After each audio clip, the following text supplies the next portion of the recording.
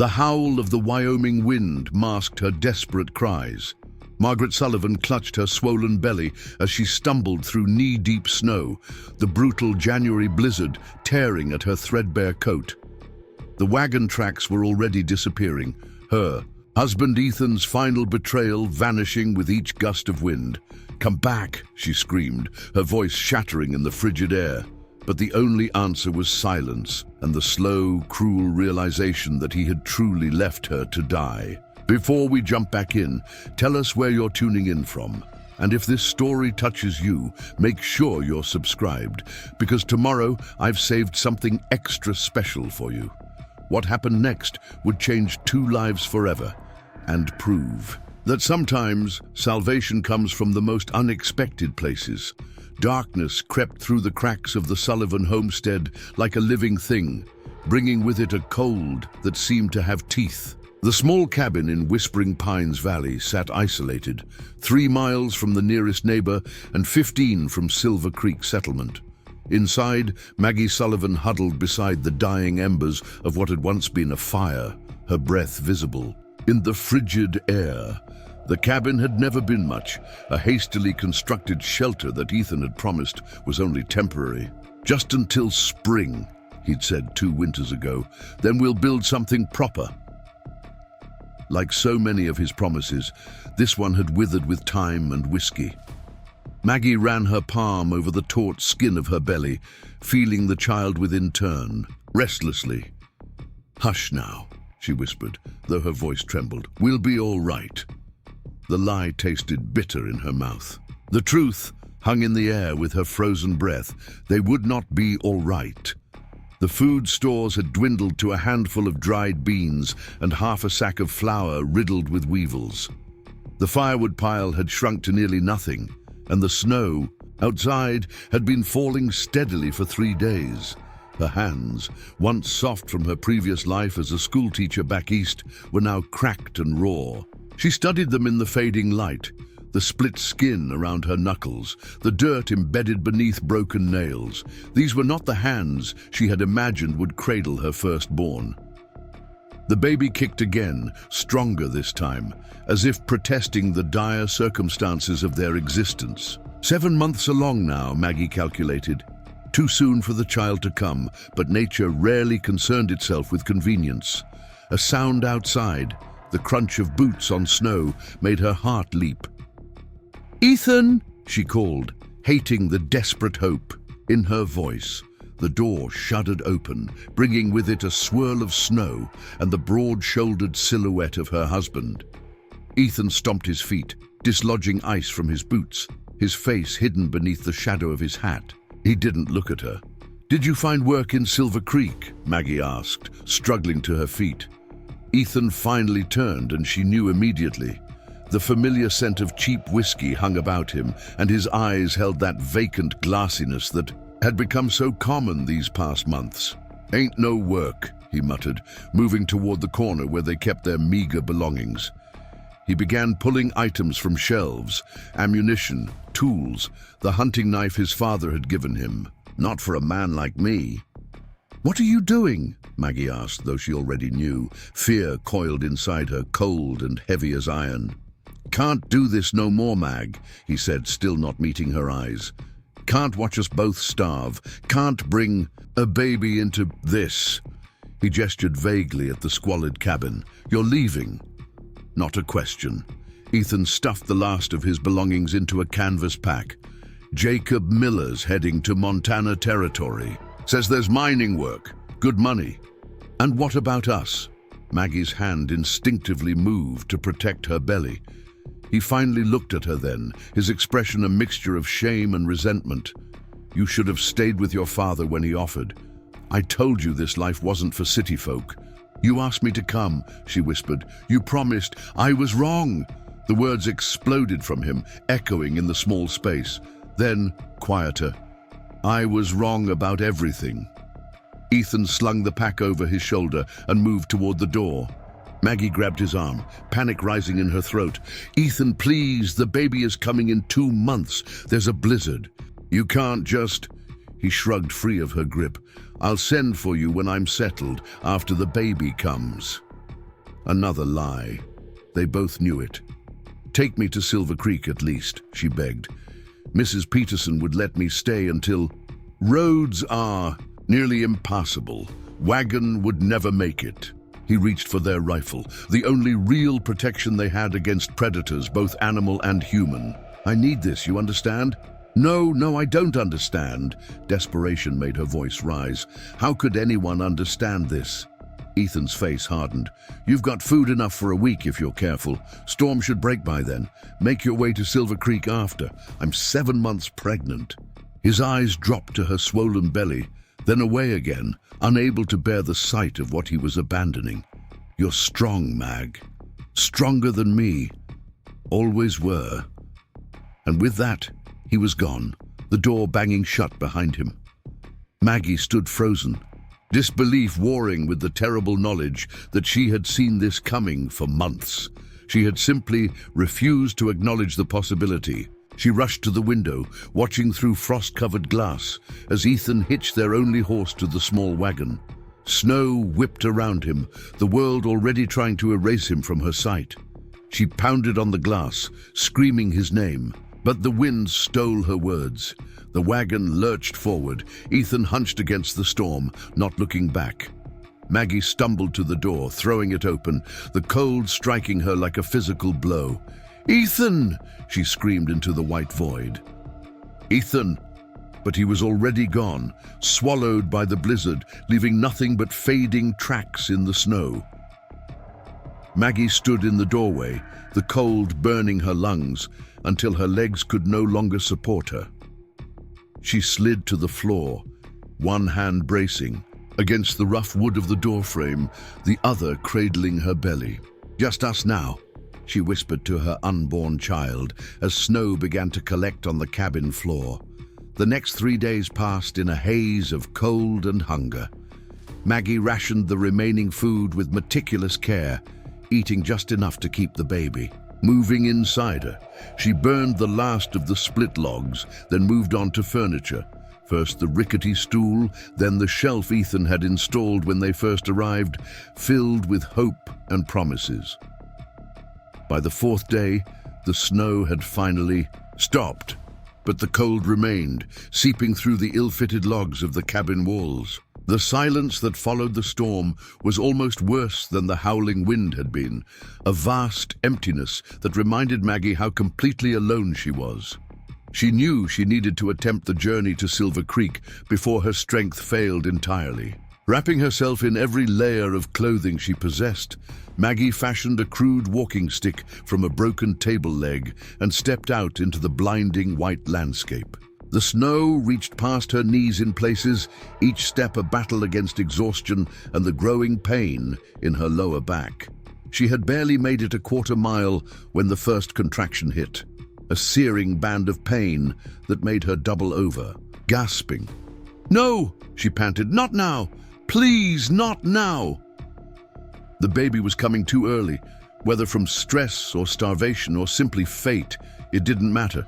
What mattered was that she was alone in the wilderness with no shelter, no help, and night approaching. Maggie turned back toward the cabin, but each step became more difficult than the last. The contractions were irregular but intensifying. Sweat froze on her forehead, and her vision began to blur at the edges. She stumbled, falling to her knees in the snow. The cold actually felt good now, a dangerous sign.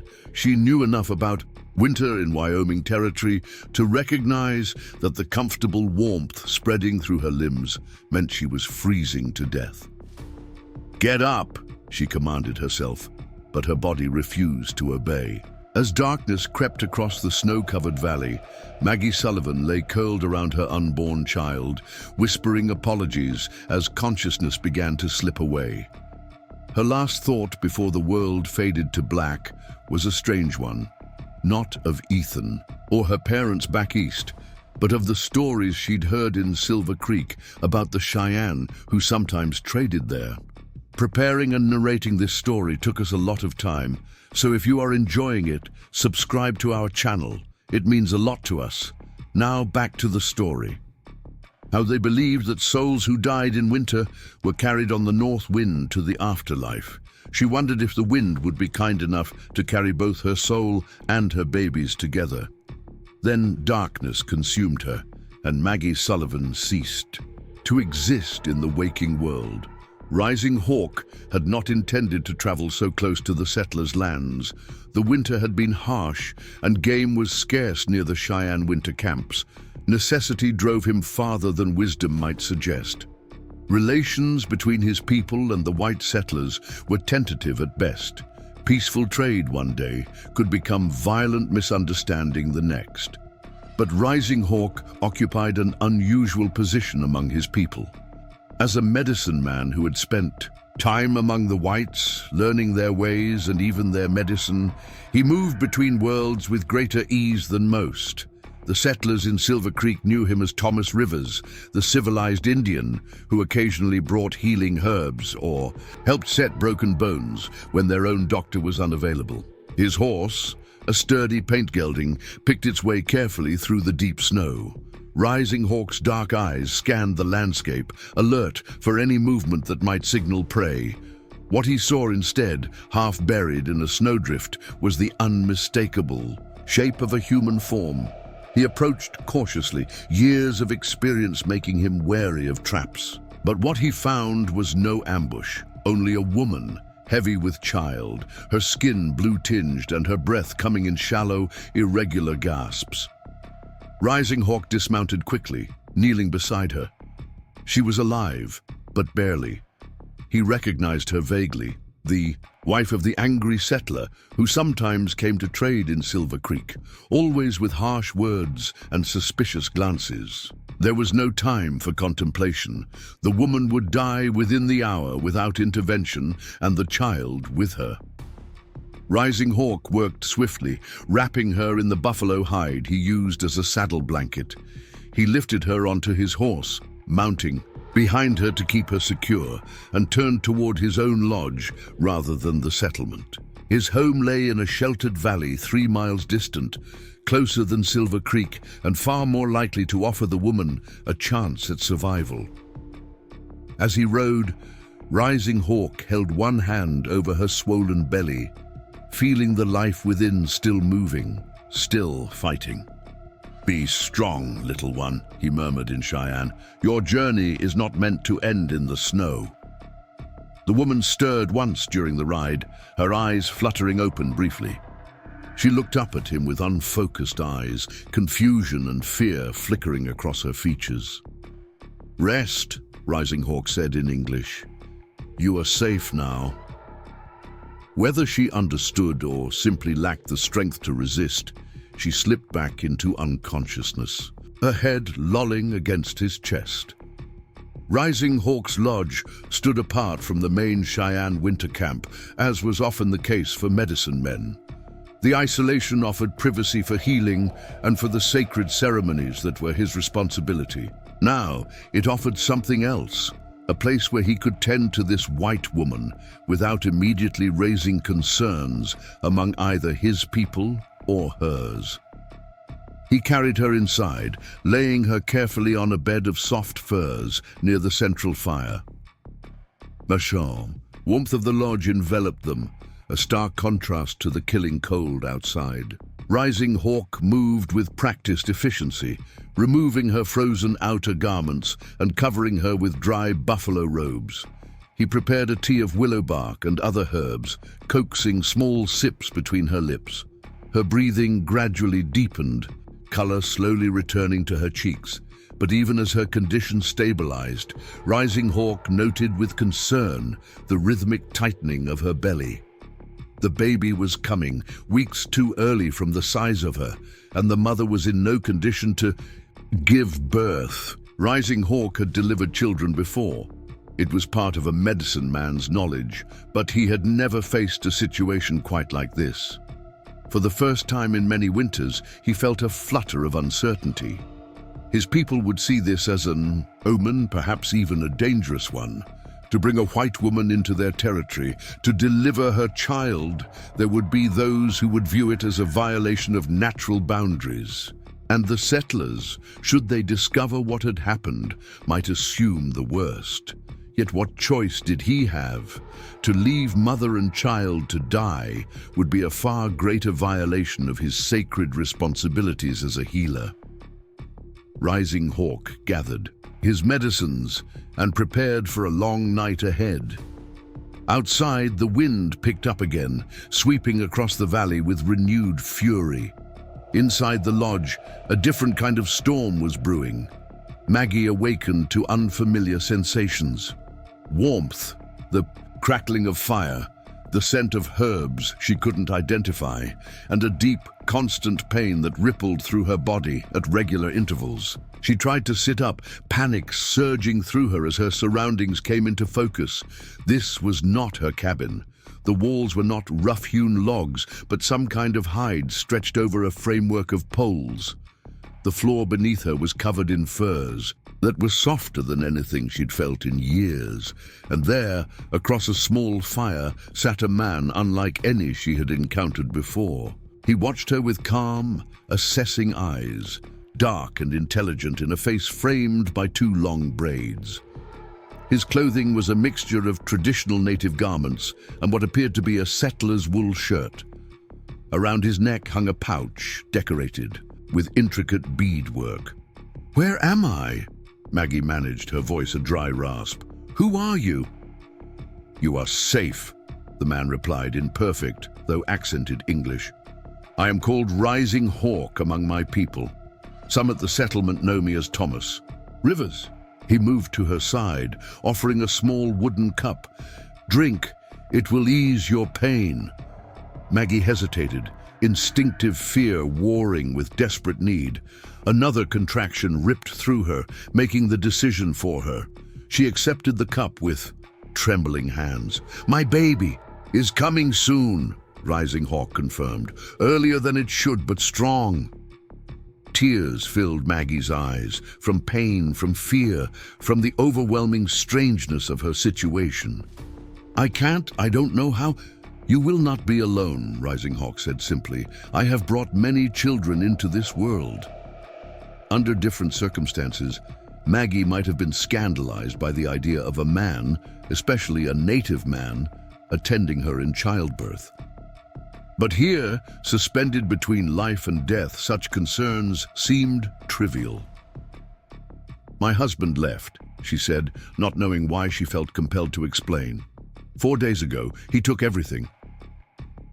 Rising Hawk's expression remained unchanged, though something flickered in his eyes. "The child's father is not here, but the child is. That is what matters now." Another contraction gripped her, stronger than before, and Maggie cried out. Rising Hawk moved with quiet efficiency, preparing clean cloths, heating water, arranging furs beneath her. His movements were neither embarrassed nor clinical, but rather respectful and focused. "The baby comes quickly now," he told her.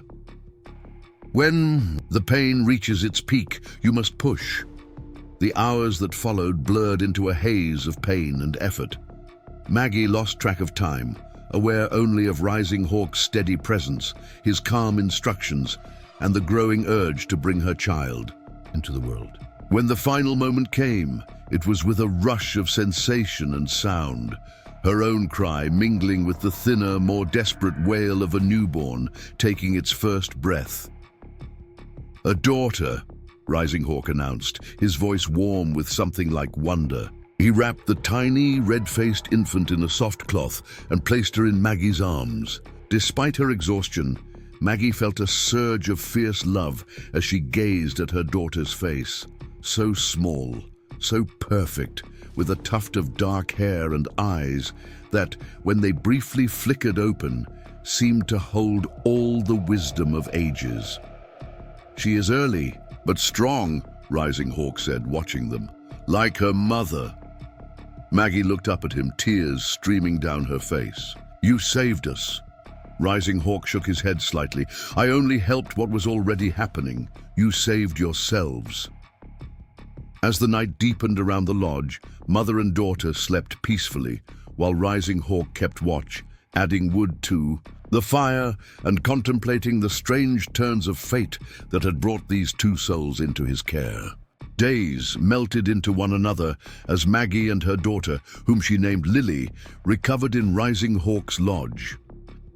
The early arrival had left the infant small and vulnerable, requiring constant attention and care.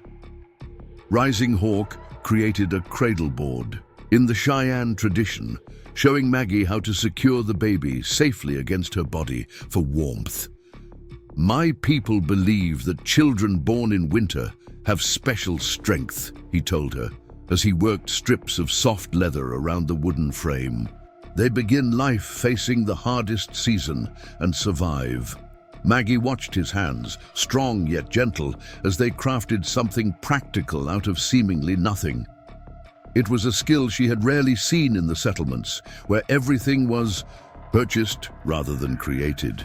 "Why did you help us?" she asked finally, giving voice to the question that had lingered since she first awakened in his lodge. "Most men, most people would have left us to die." Rising Hawk continued his work, his expression thoughtful. "Many years ago, I was found in similar circumstances by a white doctor. I had been separated from my hunting party during a blizzard, wounded by a bear I had tracked too far."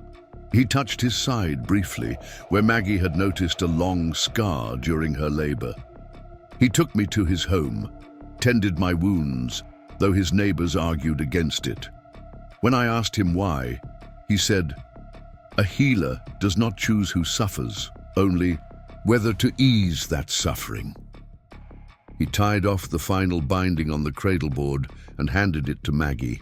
"I went to live among the whites for a time after that, learned their medicine, their language. When I returned to my people, I brought this knowledge with me, becoming a bridge between two worlds, not fully belonging to either anymore." Maggie tested the cradle board, settling Lily into it with careful movements. "You belong to both," she corrected softly. "That's different from belonging to neither." Rising Hawk looked at her with surprise, then nodded slowly. "Perhaps you are right." As the days passed, Maggie grew stronger. Rising Hawk taught her how to identify edible plants preserved beneath the snow, how to create medicines from bark and roots, how to read the weather in the formation of clouds. In turn, she shared stories from the books she had taught from as a school teacher wrote down herbal recipes he had previously kept only in memory, and sang lullabies to Lily that her own mother had once sung to her. They existed in a peculiar bubble, isolated from both their communities. Rising Hawk visited the Cheyenne camp occasionally, bringing back supplies and news, but he never mentioned his guests. Maggie knew this arrangement could not last forever, yet she found herself reluctant to consider what would come next.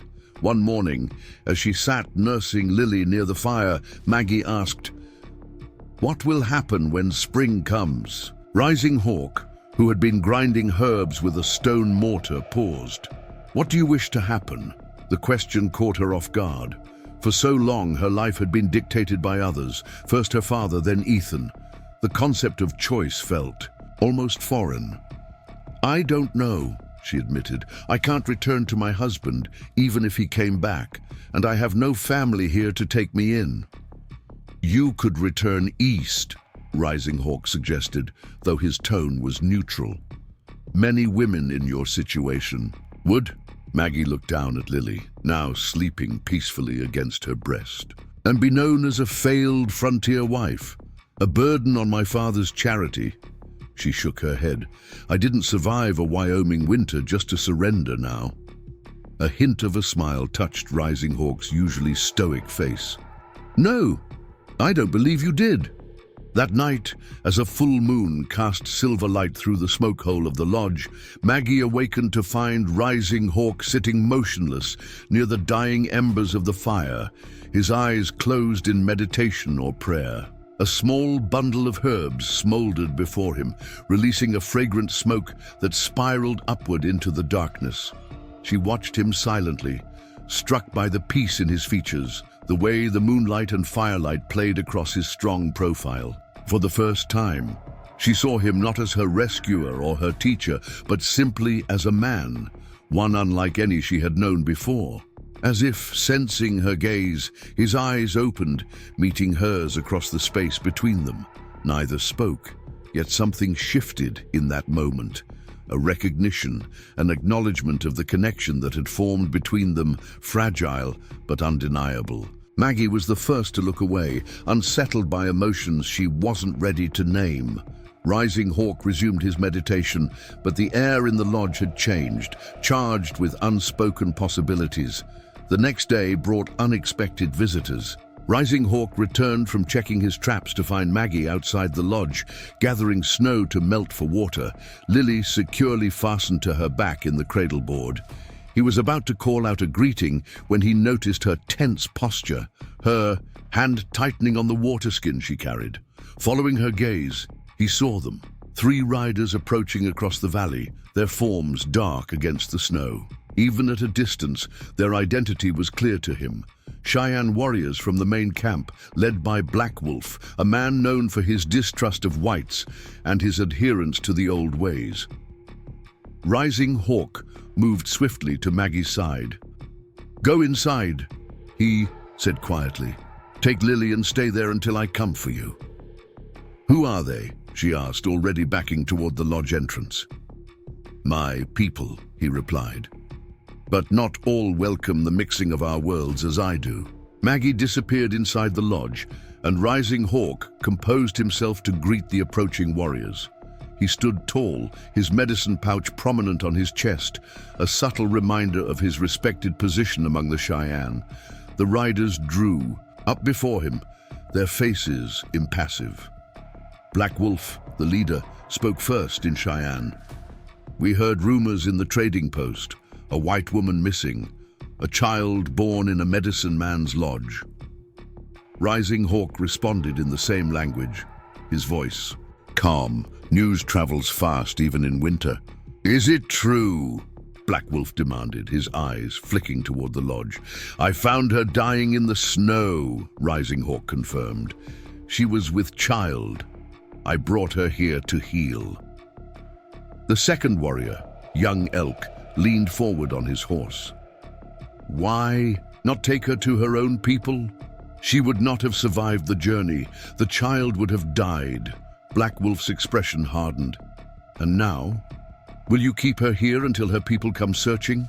Bring the soldiers down upon us again?" Rising Hawk met his gaze steadily.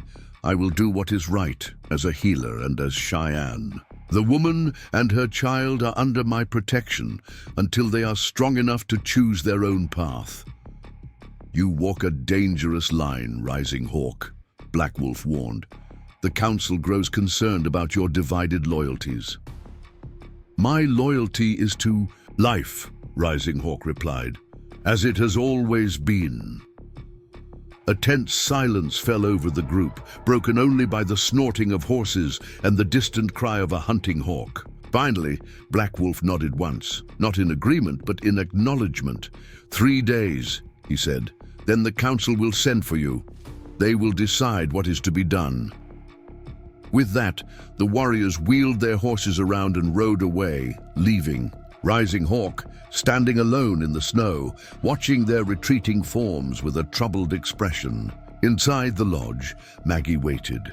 Lily clutched tightly to her chest. When Rising Hawk entered, she immediately recognized the concern in his eyes. "They want me to leave," she stated rather than asked. Rising Hawk settled beside the fire, adding, "Wood to build the flames higher. Some do. Others simply fear the consequences of your presence here." "Will they force me out before we're ready to travel?" He shook his head. "No, but in 3 days, I must go before the council to explain. My actions, they will decide what happens next."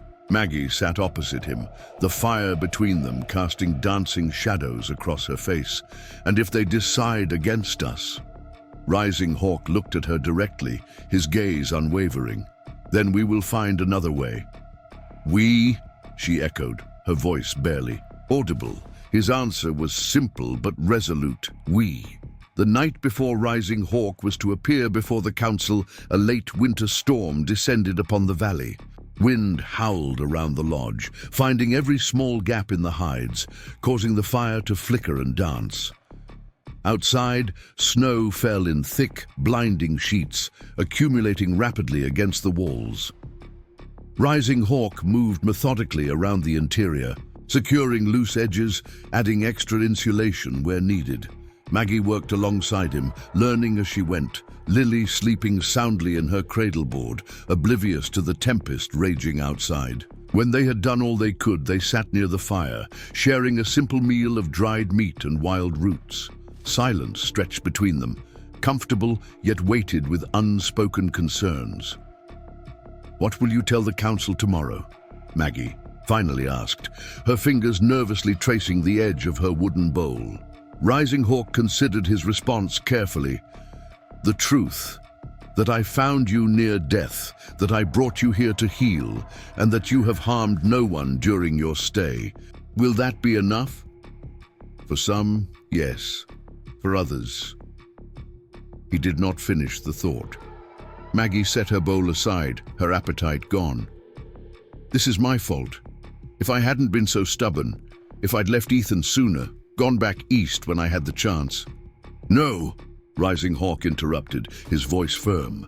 "You cannot blame yourself for another's actions. Your husband chose to abandon you. The winter chose to come early. I chose to bring you here." He leaned forward, his dark eyes intent. "Each choice has led us to this moment, but none were yours alone to make." Maggie felt tears threatening and blinked them back, unwilling to show such weakness. "I've brought nothing but trouble to you."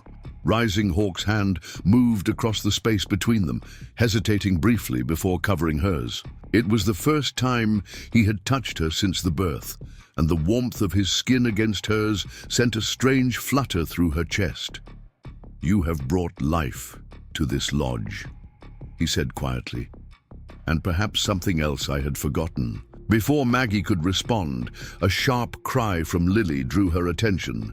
She moved to the cradle board, lifting her daughter with practiced ease, but as she held Lily to her chest, she noticed something alarming. The infant's skin burned with fever. Her tiny face flushed an unnatural red.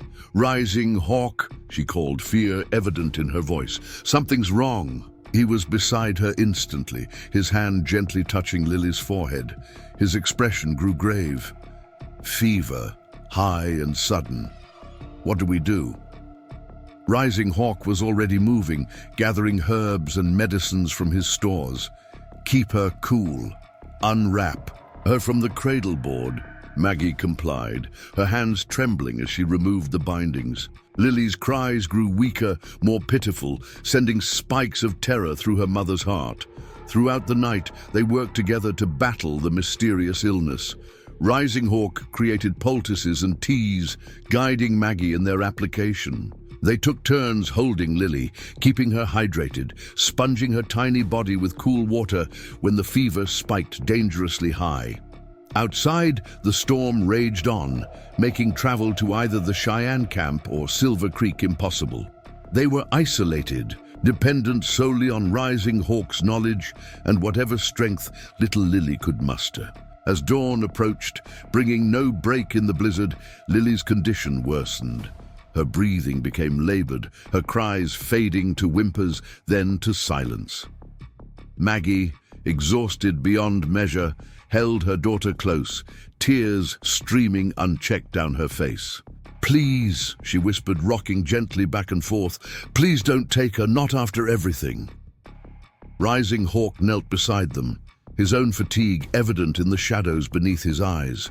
He reached out, his finger tracing a symbol on Lily's forehead, a gesture Maggie had not seen before. "What are you doing?" she asked. "A blessing," he replied. "And a call."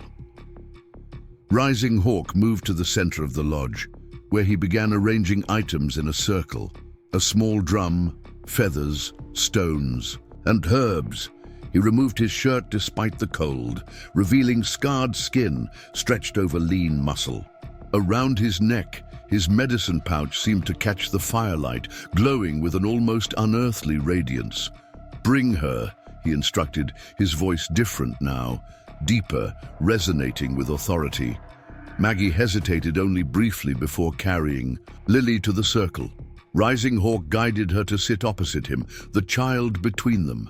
"I have walked in two worlds," he explained, his hands moving through the preparations with practiced precision. "Learned two medicines. Now we must use both."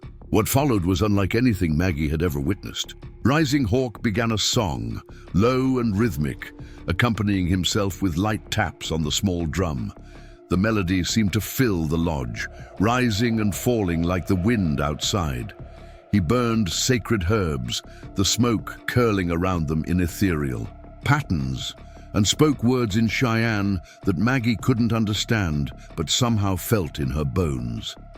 Then, seamlessly, he transitioned to more familiar techniques, checking Lily's pulse at points Maggie didn't recognize, administering precise doses of medicine with the meticulousness of a trained physician. The integration of both healing traditions was so complete that Maggie could no longer distinguish where one ended and the other began.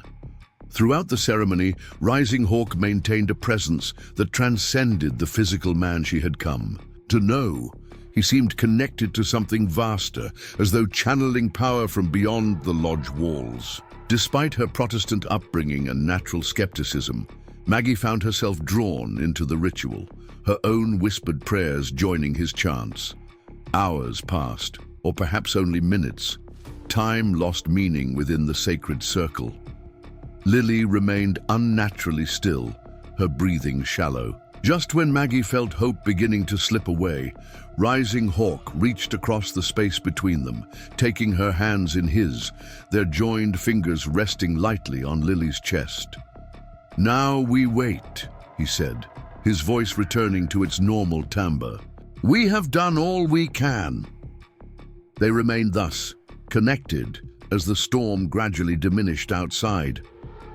Exhaustion overcame Maggie, and she drifted into a light sleep, her head drooping forward. In her dreams, she saw Lily running through summer grass, laughing, her dark hair streaming behind her. A man watched from nearby, not Ethan, but Rising Hawk. His face softened with love as he extended his hand toward the child who called him father. Maggie awakened with a start to an unexpected sound. Lily's cry, but different now, stronger, demanding rather than distressed. She looked down to find her daughter's eyes open, the flush of fever replaced by healthy color, tiny hands reaching upward. "Rising Hawk," she gasped. "Look." He was already looking, his face transformed by a smile unlike any she had seen before. "She has returned to us," he said simply. Maggie lifted Lily to her breast, sobbing with relief. When she looked up again, she saw that Rising Hawk was weeping too, silent tears tracking down his weathered cheeks. In that moment, something fundamental shifted between them, a recognition that they had faced death together and emerged victorious, not as healer and patient, not as rescuer and rescued, but as equals, as family. The storm cleared by midday, leaving behind a transformed landscape of pristine white drifts and crystal-clear sky. The council would still be waiting, decisions still needed to be made, but everything had changed. What had been ephemeral was now substantial. What had been uncertain was now clear. Rising Hawk stood in the doorway of the lodge, watching as Maggie nursed a now ravenous Lily. "I know now what I will tell the council," he said. Maggie looked up, a question in her eyes. "I will tell them that you and Lily are my family," he continued, "and that I will follow wherever that truth leads us." The simplicity of the declaration took Maggie's breath away. No flowery words, no elaborate promises, just a truth so solid she could almost touch it. "And if they reject this?" she asked, needing to be certain. Rising Hawk's answer came without hesitation. "Then we will find our own path between their world and yours. There are places where such families can exist, not easily, perhaps, but truly." Maggie considered his words, the weight of what he was offering. A life between worlds was no small thing. It would mean belonging nowhere completely, yet perhaps creating something entirely new.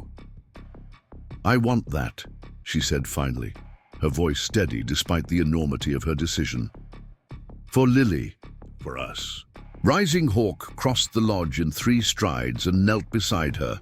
With reverent gentleness, he placed one hand on Lily's head and the other on Maggie's cheek. No words passed between them, none were needed. In the quiet aftermath of storm and sickness, they had found something neither had dared hope for, a second chance, unexpected and precious. When Rising Hawk departed the next morning to face the council, Maggie stood in the doorway of the lodge, Lily secure against her chest, and watched until his figure disappeared into the distant trees. She did not know what would happen, but for the first time since Ethan had abandoned her, fear no longer controlled her thoughts. Whatever came next, they would face it together. Spring arrived in Wyoming territory with the sudden urgency of long-delayed promises. Snow retreated up mountainsides, revealing muddy earth teeming with new life. Creeks swelled with meltwater, their voices changing from winter's hushed whispers to spring's exuberant babble. Green shoots pushed defiantly through soil, still crusted with frost, and birds returned on winds from the south, filling the air with songs of homecoming. The Cheyenne Council had reached its decision 3 weeks earlier, after hours of deliberation, that had stretched from daylight into evening and back again. Rising Hawk had stood before the elders, unwavering in his conviction, speaking of medicine and miracles, of balance between worlds, and of the family he had found rather than chosen. Black Wolf had argued forcefully against him, warning of dangers, both practical and spiritual. Others had spoken in Rising Hawk's defense, citing his lifelong service to the people and the respect he had earned among both Cheyenne and whites. Some had remained silent, their faces unreadable, as they weighed ancient traditions against changing times. In the end, the council delivered a verdict that satisfied no one completely, yet offered a path forward. Rising Hawk, Maggie, and Lily would not be forced apart, but neither could they remain among the main Cheyenne camp. They would need to make their own way, connected to the tribe but separate, advised to settle near the place called Peaceful Waters, where other mixed families had established homes on the borders between worlds. Now, as April sun warmed the valley, Rising Hawk and Maggie prepared for their journey. The lodge had been dismantled, its components packed onto 2 horses. Lily, now 4 months old and thriving, watched the proceedings from her cradleboard, her dark eyes tracking movement with increasing awareness. "She looks more like you every day," Maggie remarked, securing a bundle of cooking utensils to the pack horse. Rising Hawk glanced up from his work, his expression softening as it always did when he looked at Lily. Though not of his blood, he had claimed her as his daughter in every way that mattered. "She has your determination," he replied. "See how she fights the cradleboard when she wants to be free, like her mother." Maggie smiled, remembering her early days of recovery when she had chafed against his restrictions. "Perhaps we're both stubborn. Perhaps that is why we survived." Their relationship had evolved gradually, built on foundations of respect and shared struggle rather than passion's quick flame. They had not rushed to define what existed between them, allowing it to grow naturally, comfort becoming friendship, friendship deepening into love. They had been married twice, once by a traveling preacher who had stopped at Peaceful Waters, and once in a Cheyenne ceremony performed by an elder who had known Rising Hawk since childhood. The dual ceremony had seemed fitting for a couple who lived between cultures, honoring both without fully belonging to either. Some in Silver Creek whispered about the white woman gone native, while some among the Cheyenne questioned Rising Hawk's choice of a pale-skinned wife. But with each passing season, such whispers grew less frequent, less important. As midday approached, Maggie took one last look at the valley that had been her sanctuary through winter's darkest days. Do you think we'll ever return here? Rising Hawk followed her gaze, his eyes lingering on the empty space where his lodge had stood. Perhaps to visit, to remember. He secured the final bundle and turned to her. But our home lies ahead now, not behind. Maggie nodded, lifting Lily from her temporary bed of blankets and securing her into the cradle board on her back. The action had become second nature, her hands moving with confidence that would have been unimaginable months ago. I never thought I'd say this after last winter, she admitted, but I'm almost sorry to leave these mountains. Rising Hawk understood. This place had witnessed their transformation, had sheltered them through crisis and healing alike. The mountains will remain, he said simply, and what we found here travels with us. They departed as the sun reached its zenith, following game trails that wound through forests beginning to bud with new growth. Their progress was unhurried, mindful of Lily's needs and the muddy conditions that made travel treacherous in places. By sunset, they had covered only 7 miles, but both were content with the pace. They camped that night in a small clearing beside a creek, Rising Hawk erecting a temporary shelter while Maggie prepared a meal. Lily was placed on a blanket, near the fire, her newfound ability to roll from back to stomach providing endless entertainment as she explored the limits of her growing strength. As darkness settled around them, broken only by firelight and the emerging stars, Rising Hawk spoke of peaceful waters, describing the settlement that would soon be their home. It began 15 winters ago, he explained, when a Cheyenne woman married a white trapper. Others followed, some running from something, others running towards something new. They found land that no one else wanted, near enough to Fort Bridger for trading, but far enough to avoid too much attention. And they live peacefully. Truly? Maggie asked, the concept still difficult to grasp after witnessing the tensions that existed throughout the territories. Not without struggle, Rising Hawk admitted.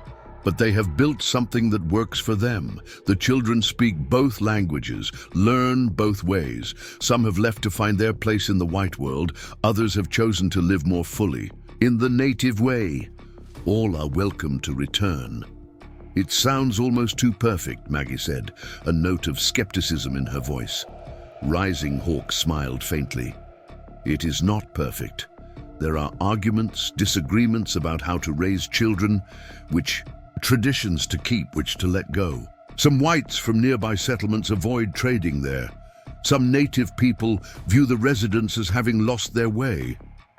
He stirred the fire, sending sparks upward into the night. But they have found a kind of balance. Maggie considered this as she watched Lily, who had finally exhausted herself and fallen asleep mid-roll. Balance, she repeated. That's what we're seeking too, isn't it? Not perfection. Rising Hawk nodded. Perfection exists only in stories. We are seeking something real. They continued their journey over the following days, their route taking them across newly greening meadows and through stands of aspen whose leaves trembled in spring breezes. Game was plentiful now that winter had released its grip, and Rising Hawk hunted successfully, providing fresh meat to supplement their traveling rations. On the 4th day, they encountered another traveler, a grizzled fur trapper heading toward the mountains, his pack mule laden with supplies. He slowed his horse as he approached, his weathered face registering surprise at the unusual family before him. "Morning," he called, keeping a respectful distance. "Fine day for traveling." Rising Hawk raised a hand in greeting. "It is."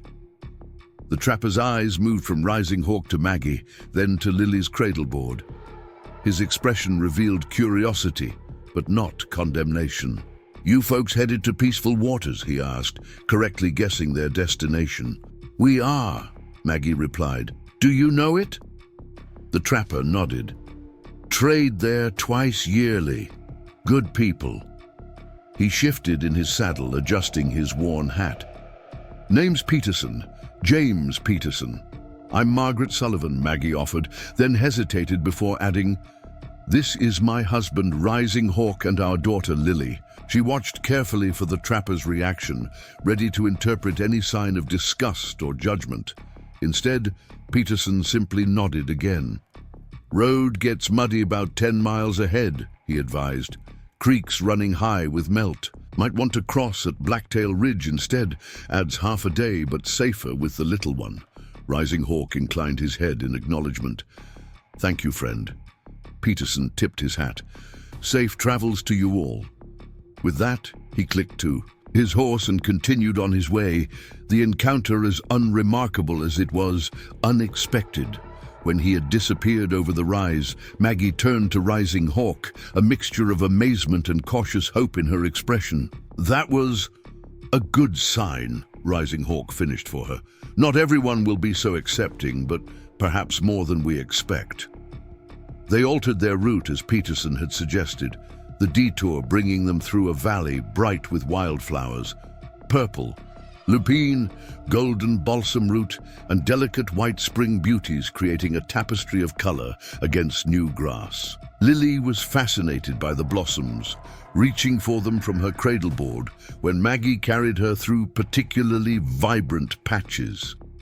On the morning of the 6th day, Rising Hawk paused at the crest of a hill, pointing toward the distance, where a thin column of smoke rose against the blue sky.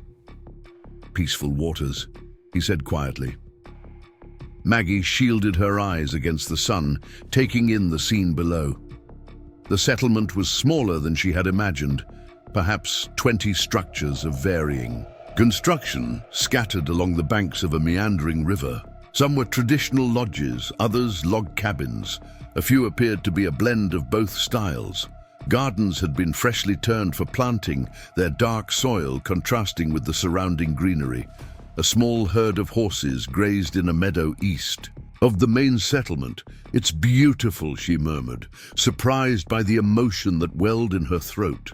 They descended the hill slowly, aware that their arrival had already been noticed. Several figures had paused in their work to watch their approach. A young boy, perhaps 10 years old, ran toward the largest cabin, presumably to announce the newcomers. By the time they reached the outskirts of the settlement, a small group had gathered to greet them. At their head stood an imposing woman with gray-streaked braids and a face lined by weather and experience. She wore a dress of settler design, but modified with Cheyenne beadwork and embellishments.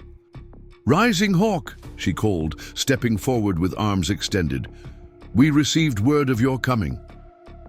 Rising Hawk dismounted, embracing the woman with evident respect.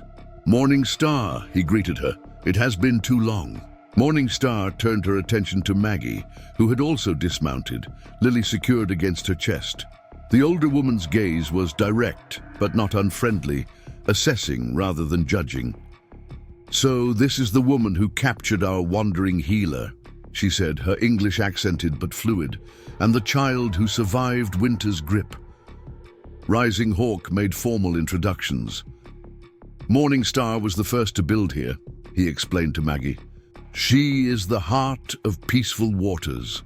Morning Star's weathered face creased in a smile. "Not the first. The land was here before any of us." She moved closer to Maggie, extending a hand in the settler fashion.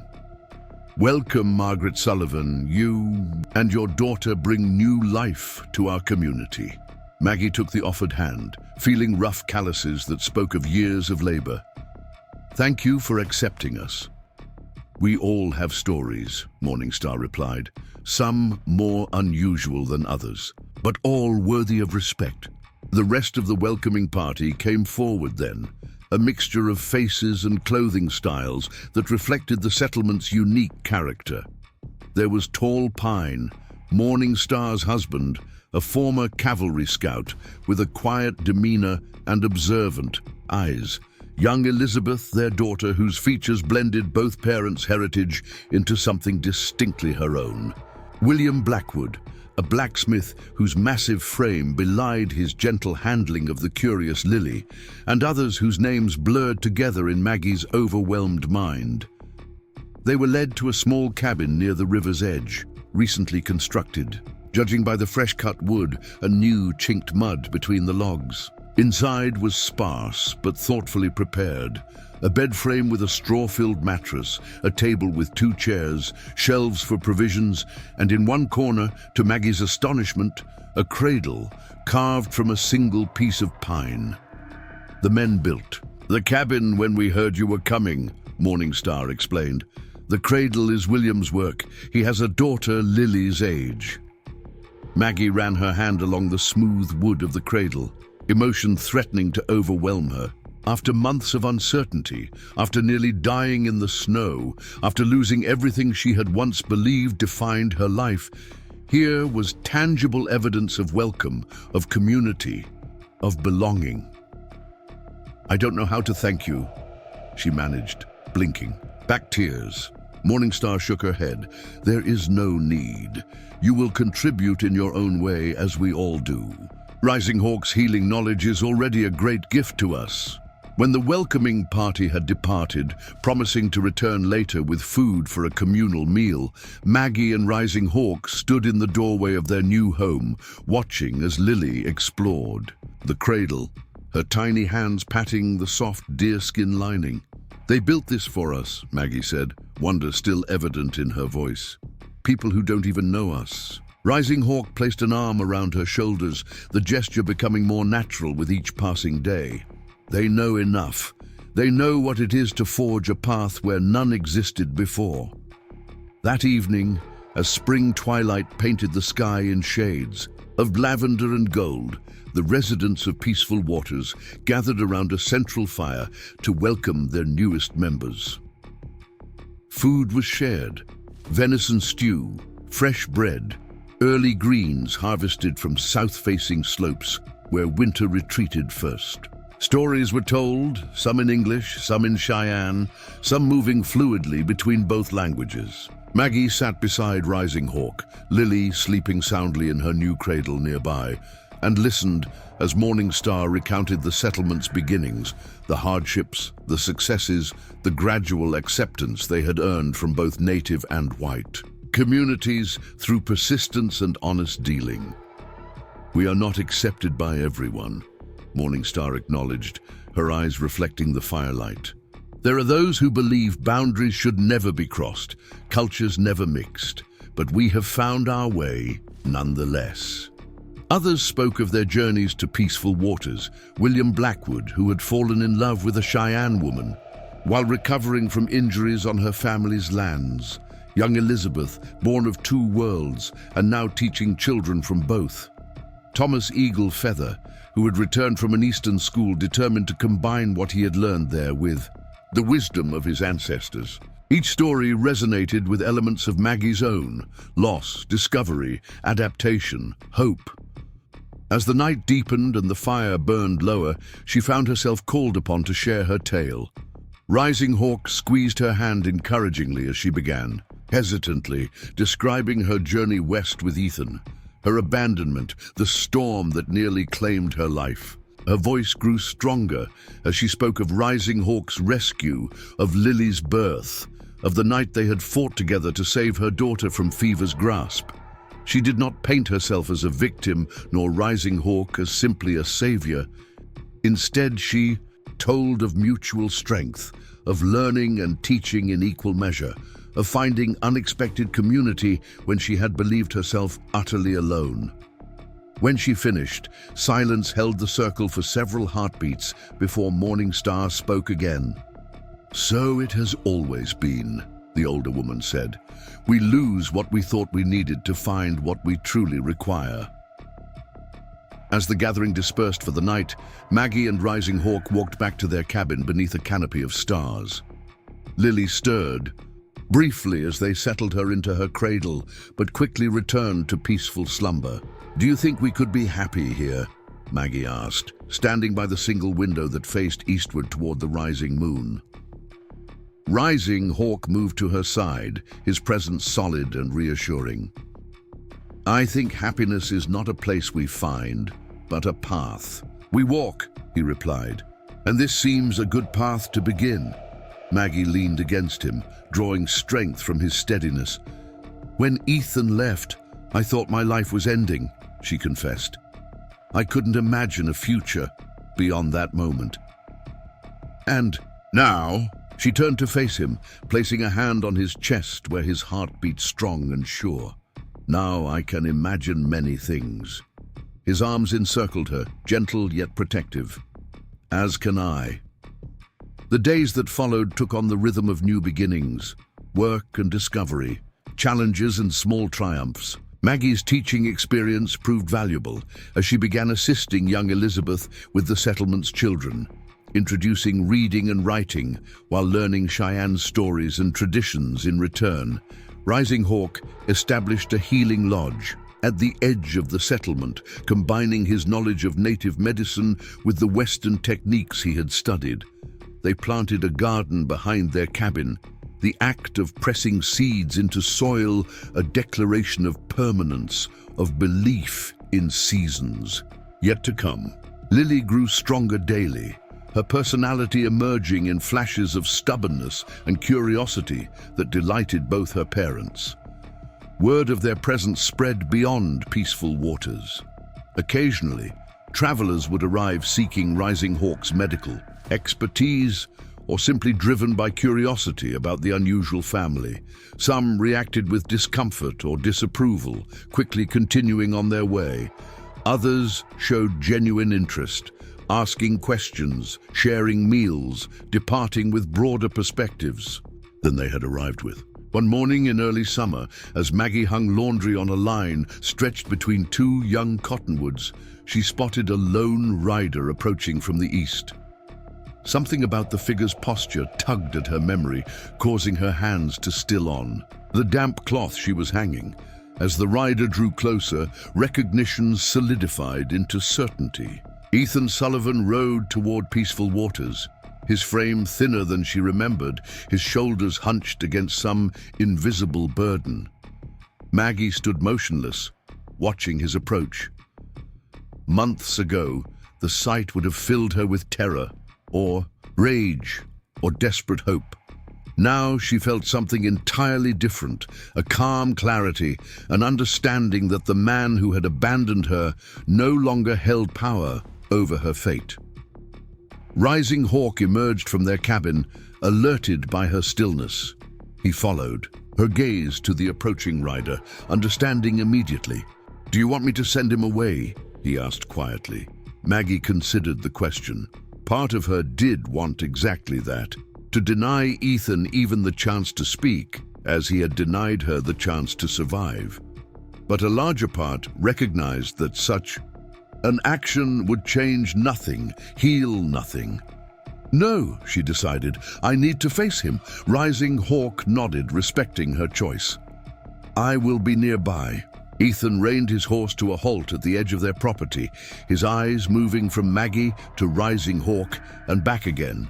He looked older than the few months since she'd last seen him warranted, his face weathered by hardship or regret or both. "Maggie," he called, his voice hesitant. "I heard stories in Fort Bridger, didn't believe them at first." She moved forward, stopping at a distance that felt neither confrontational nor welcoming. "What do you want, Ethan?" He dismounted awkwardly, keeping hold of his horse's reins as if uncertain of his welcome. "I came to see if you were all right, if it was true." "Which part? That I survived being abandoned in winter while carrying your child? Or that I found someone who stayed when it mattered?" Ethan flinched at the calm precision of her words. "I deserve that," he admitted. "I thought..." He broke off, seeming to struggle with his explanation. "The mining didn't pan out. I got sick, started thinking about what I'd done. What kind of man leaves his wife like that?" "And what kind of man is that?" Maggie asked, genuinely curious about his assessment. Ethan looked down, scuffing the ground with his boot. "A coward," he said finally. "A damned coward." The simple honesty of his response surprised her. She had expected excuses, perhaps even accusations, that she had been too difficult, too demanding, too citified for frontier life. Instead, he offered only this raw acknowledgement of his failure. "The baby?" he asked after a moment. Did she..." Lily is thriving, Maggie replied, her voice softening slightly. No thanks to you. Ethan nodded, accepting the rebuke. His eyes darted toward Rising Hawk, who stood at a respectful distance, his presence supportive but not intrusive. They said you married an Indian, Ethan said, lowering his voice as if sharing a scandalous rumor. Maggie felt a flicker of the old anger but let it pass through her without taking hold. I married a man who saw my worth even when I couldn't. A healer who saved our daughter's life and showed me how to build something new from what remained. Ethan absorbed this, his expression unreadable. And you're happy here, among these people? I am, Maggie replied without hesitation. This place taught me that family isn't always what we're born to or who we marry first. Sometimes it's who finds us when we're lost, who stays when others leave, who sees possibilities when we see only endings. A silence fell between them, filled with unspoken histories and divergent futures. Finally, Ethan reached into his coat and withdrew a small leather pouch. I brought this, he said, extending it toward her. It's not much, some money I earned working cattle drives. Thought maybe for the child. Maggie looked at the offered pouch, considering its meaning. It represented something important. Not redemption, perhaps, but acknowledgement. A small attempt at amends. Keep it, she said at last. Use it to build something better than what you left behind. Ethan's hand fell to his side, the pouch still clutched in his fingers. I don't know how to do that, he admitted. Neither did I, Maggie responded. But I learned. She turned slightly, gesturing toward Rising Hawk. This is my husband now, Lily's father in all ways that matter. We've made a life here that works for us. There's no place in it for what was. Ethan nodded slowly, returning the pouch to his pocket. I understand. He glanced around the settlement, taking in the unusual mixture of cultures and structures. Never seen anything like this place. Few have, Maggie agreed. That's part of why it works. As Ethan prepared to depart, he hesitated. Would it be possible to see her just once? Maggie exchanged a look with Rising Hawk, who gave a slight nod, deferring to her judgment. After a moment's consideration, she called to young Elizabeth, who had been watching Lily nearby. The young woman approached with Lily in her arms, the infant now sturdy and alert, her dark eyes curious as she regarded the stranger before her. Ethan stared at the child with an expression of wonder and loss combined. She's beautiful, he whispered. Looks like you around the eyes. She looks like herself, Maggie corrected gently, accepting Lily from young Elizabeth's arms. She'll make her own way, as we all must. Ethan reached out hesitantly, then withdrew his hand before touching the child. Take care of her, he said. Better than I would have. We will, Rising Hawk spoke for the first time, moving to stand beside Maggie and Lily. That is a promise we keep daily. Ethan met the other man's gaze briefly, something like respect flickering across his features. He nodded once, then mounted his horse and turned back the way he had come. Maggie watched him go, not with longing or hatred, but with the calm understanding that some chapters must close before others can truly begin. When he had disappeared over the ridge, she turned to Rising Hawk and Lily, her family chosen rather than given. He found what he was looking for, Rising Hawk observed.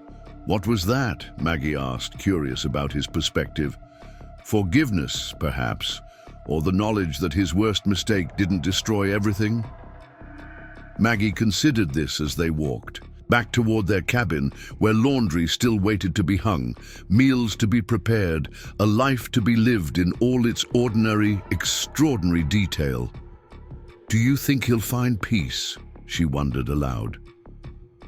Rising Hawk looked to the western horizon, where summer clouds gathered above distant mountains. That is for him to discover. Our path lies here. As evening approached, peaceful waters settled into its familiar routines.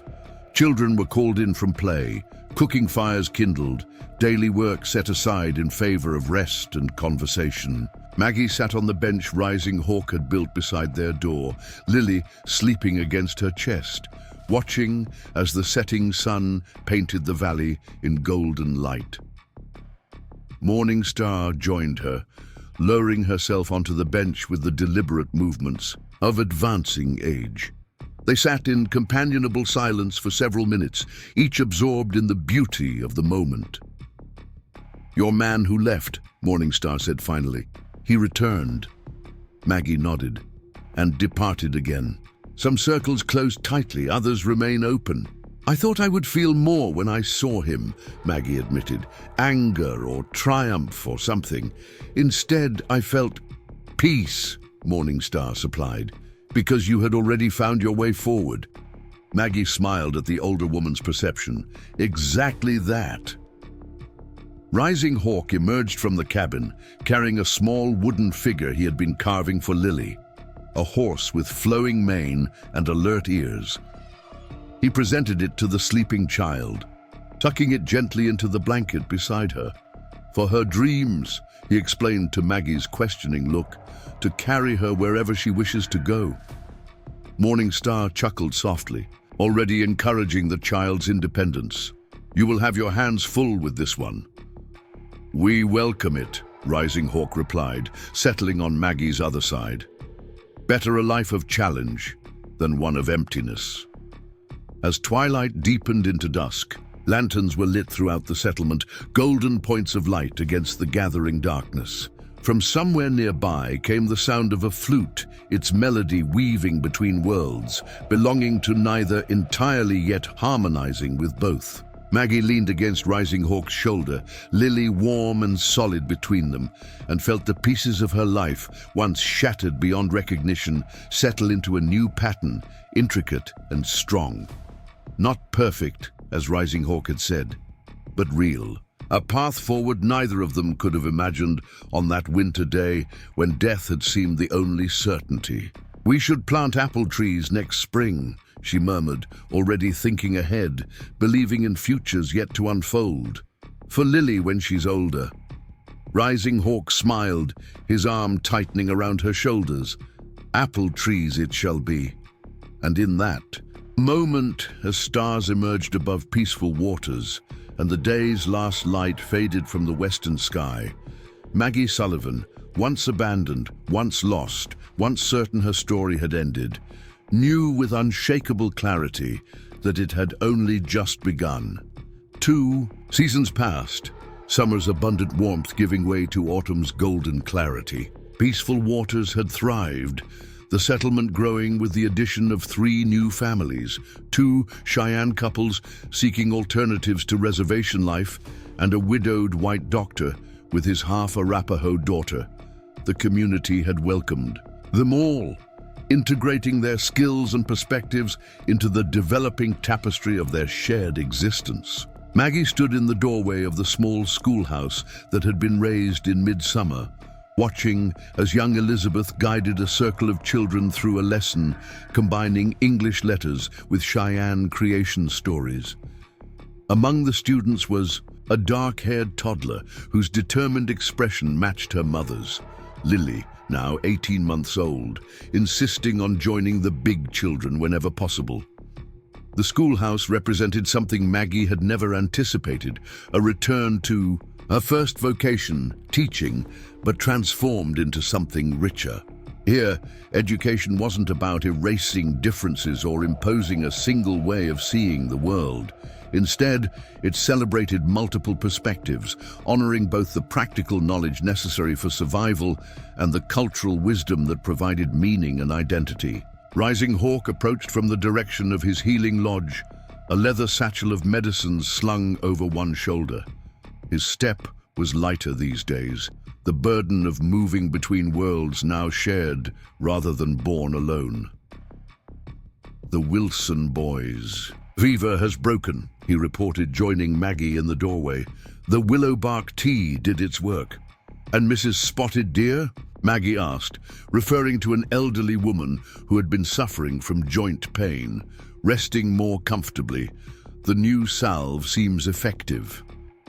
He glanced into the schoolhouse, his expression softening as he spotted Lily intently tracing symbols in a small tray of sand.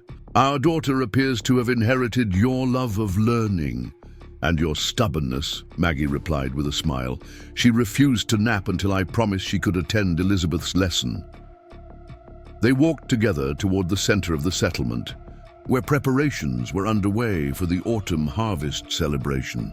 Men and women worked side by side, erecting temporary shelters for guests expected from neighboring communities, both native and white. Tables had been constructed from planks and sawhorses, soon to be laden with the fruits of their combined labors: corn and squash from the gardens, venison and rabbit from the hunting parties, bread from the communal oven, and preserves from summer's bounty.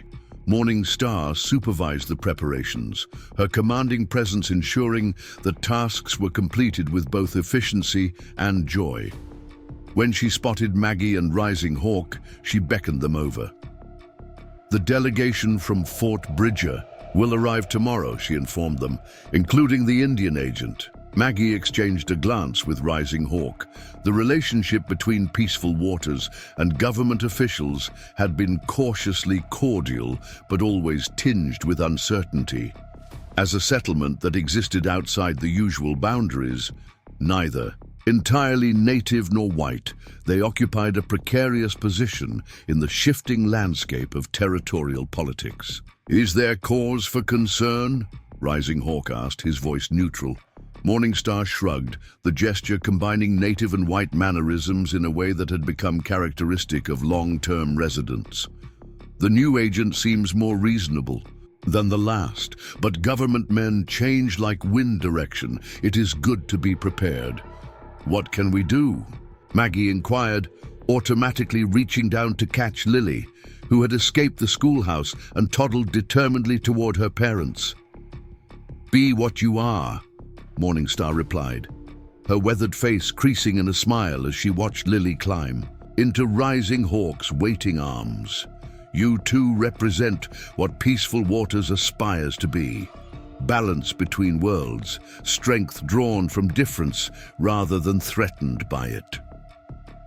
That evening, as sunset painted the western sky in bands of crimson and gold, the residents of Peaceful Waters gathered around the central fire pit for a council meeting. Such gatherings had become regular occurrences, blending Cheyenne traditions of communal decision-making with settler practices of formal discussion.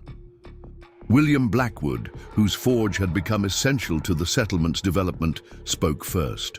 "The Indian agent's visit presents both opportunity and risk," he observed, his massive hands resting on his knees as he addressed the circle. "We've managed to exist somewhat independently thus far, but increased government attention could change that." Tall Pine, Morningstar's husband, nodded in agreement. "The new reservations being established to the north have altered the situation. Officials are more concerned with accounting for every native person in the territory." "But half our residents aren't classified as native," young Elizabeth pointed out, "and many here have formal citizenship or military service records. Surely that offers some protection." The discussion continued as twilight deepened, perspectives offered and considered without hierarchy. Maggie, with Lily now sleeping against her chest, listened intently while observing the faces around the circle, each representing a unique journey to this place, each invested in its continuation. When her turn came to speak, she chose her words carefully. "Perhaps what makes Peaceful Waters threatening to outside authorities is precisely what makes it valuable to us: the rejection of simple categories. We've created something that doesn't fit neatly into their understanding of how people should live together." Rising Hawk picked up her thread, "which means our strongest position is to demonstrate the success of what we've built, not as an oddity or exception, but as a viable alternative." The council concluded with a consensus approach to the coming visit, They would welcome the delegation from Fort Bridger with appropriate hospitality, while calmly presenting the settlement as a stable, productive community deserving of continued independence. Later, as Maggie and Rising Hawk walked back to their cabin under a sky ablaze with stars, she voiced the concern that had lingered beneath the evening's discussion. What if they try to separate us? Assign the native residents to reservations, and the whites to different land? Rising Hawk was quiet for several steps, considering the question with his customary thoroughness. Such attempts have been made against similar communities, he acknowledged, but separating what has genuinely joined is more difficult than they imagine. Like trying to unweave a finished blanket, Maggie suggested. Exactly so. He took her hand, his fingers intertwining with hers in a gesture that had become as natural as breathing. And we have something many such communities lacked: recognition among both native and white authorities. My standing with the Cheyenne Council, your teaching credentials, Dr. Hayes's medical reputation, these create a foundation stronger than paper boundaries. Maggie drew comfort from his reasoned confidence, though uncertainty lingered. Their life at Peaceful Waters had come to seem inevitable in its rightness, but she knew enough of history to understand that powers beyond their control could disrupt even the most harmonious existence. Dawn arrived with the clear, crisp quality unique to autumn mornings in the high country. The settlement was alive with activity from first light. Final preparations for the harvest celebration intermingled with arrangements for the official delegation's arrival. Children were assigned to gather late-blooming wildflowers for table decorations. Women arranged displays of crafts and preserved foods. Men ensured that pathways were cleared and common areas presentable. Maggie divided her attention between helping at the schoolhouse, where young Elizabeth was preparing a brief demonstration of their educational approach, and keeping track of Lily, whose curiosity drew her repeatedly toward the most active areas of preparation. Mid-morning brought the sound of approaching horses, not the expected delegation from Fort Bridger, but a small party of Cheyenne riders from the northern band, led by a familiar figure whose presence caused a ripple of tension to pass through the settlement. "Black Wolf," Rising Hawk murmured, as they gathered with others to greet the newcomers. The warrior sat tall in his saddle, his bearing proud, and his expression guarded as he surveyed Peaceful Waters. The changes since his last visit were significant. New structures, expanded gardens, increased population. His gaze lingered on Rising Hawk and Maggie, noting the child now balanced confidently on her father's hip. Black Wolf dismounted with fluid grace, approaching Morning Star first, as protocol dictated. They exchanged formal greetings in Cheyenne, the traditional phrases belying the complexity of relations between the northern band and the settlement. When he turned to Rising Hawk, Black Wolf's manner was cooler, but not openly hostile. "You have built much here," he observed, switching to English for Maggie's benefit, a small courtesy that did not go unnoticed. "The people have built together," Rising Hawk corrected gently, "each contributing according to their gifts." Black Wolf nodded, his dark eyes moving to Lily, who regarded him with unabashed curiosity. A flicker of something, perhaps surprise, perhaps reluctant acknowledgement, crossed his features. "The child thrives," he stated. "She does," Maggie confirmed, stepping forward slightly, "as does our community." Black Wolf's attention shifted to her, assessing. When they had last met, Maggie had been newly recovered, uncertain of her place in the world Rising Hawk inhabited. Now she stood as an equal partner in the life they had created, her confidence evident in her steady gaze. "We heard that government men come today," Black Wolf said, returning his focus to Rising Hawk. "The Northern Council sent me to observe. Some believe that Peaceful Waters may be used as a model for new policies." The statement contained layers of meaning that Maggie was still learning to interpret. Among them was both warning and opportunity. The settlement's approach to blending cultures could either threaten traditional ways or offer protection against more destructive government interventions. "You are welcome at our council fire," Morning Star declared, cutting through the undercurrents with practical hospitality. "The delegation from Fort Bridger will not arrive until afternoon. There is time for rest and refreshment after your journey." As Black Wolf and his companions were led toward the guest lodges, Rising Hawk turned to Maggie, his expression thoughtful. "His presence changes the dynamic," he observed quietly. "For better or worse?" she asked. "Perhaps both. Black Wolf represents traditional Cheyenne perspectives that deserve voice in any discussion about our future, but his history of opposition to cultural mixing is well known." Maggie adjusted Lily in her arms, the child having transferred from her father. During the exchange with Black Wolf, he seemed less antagonistic than I remembered.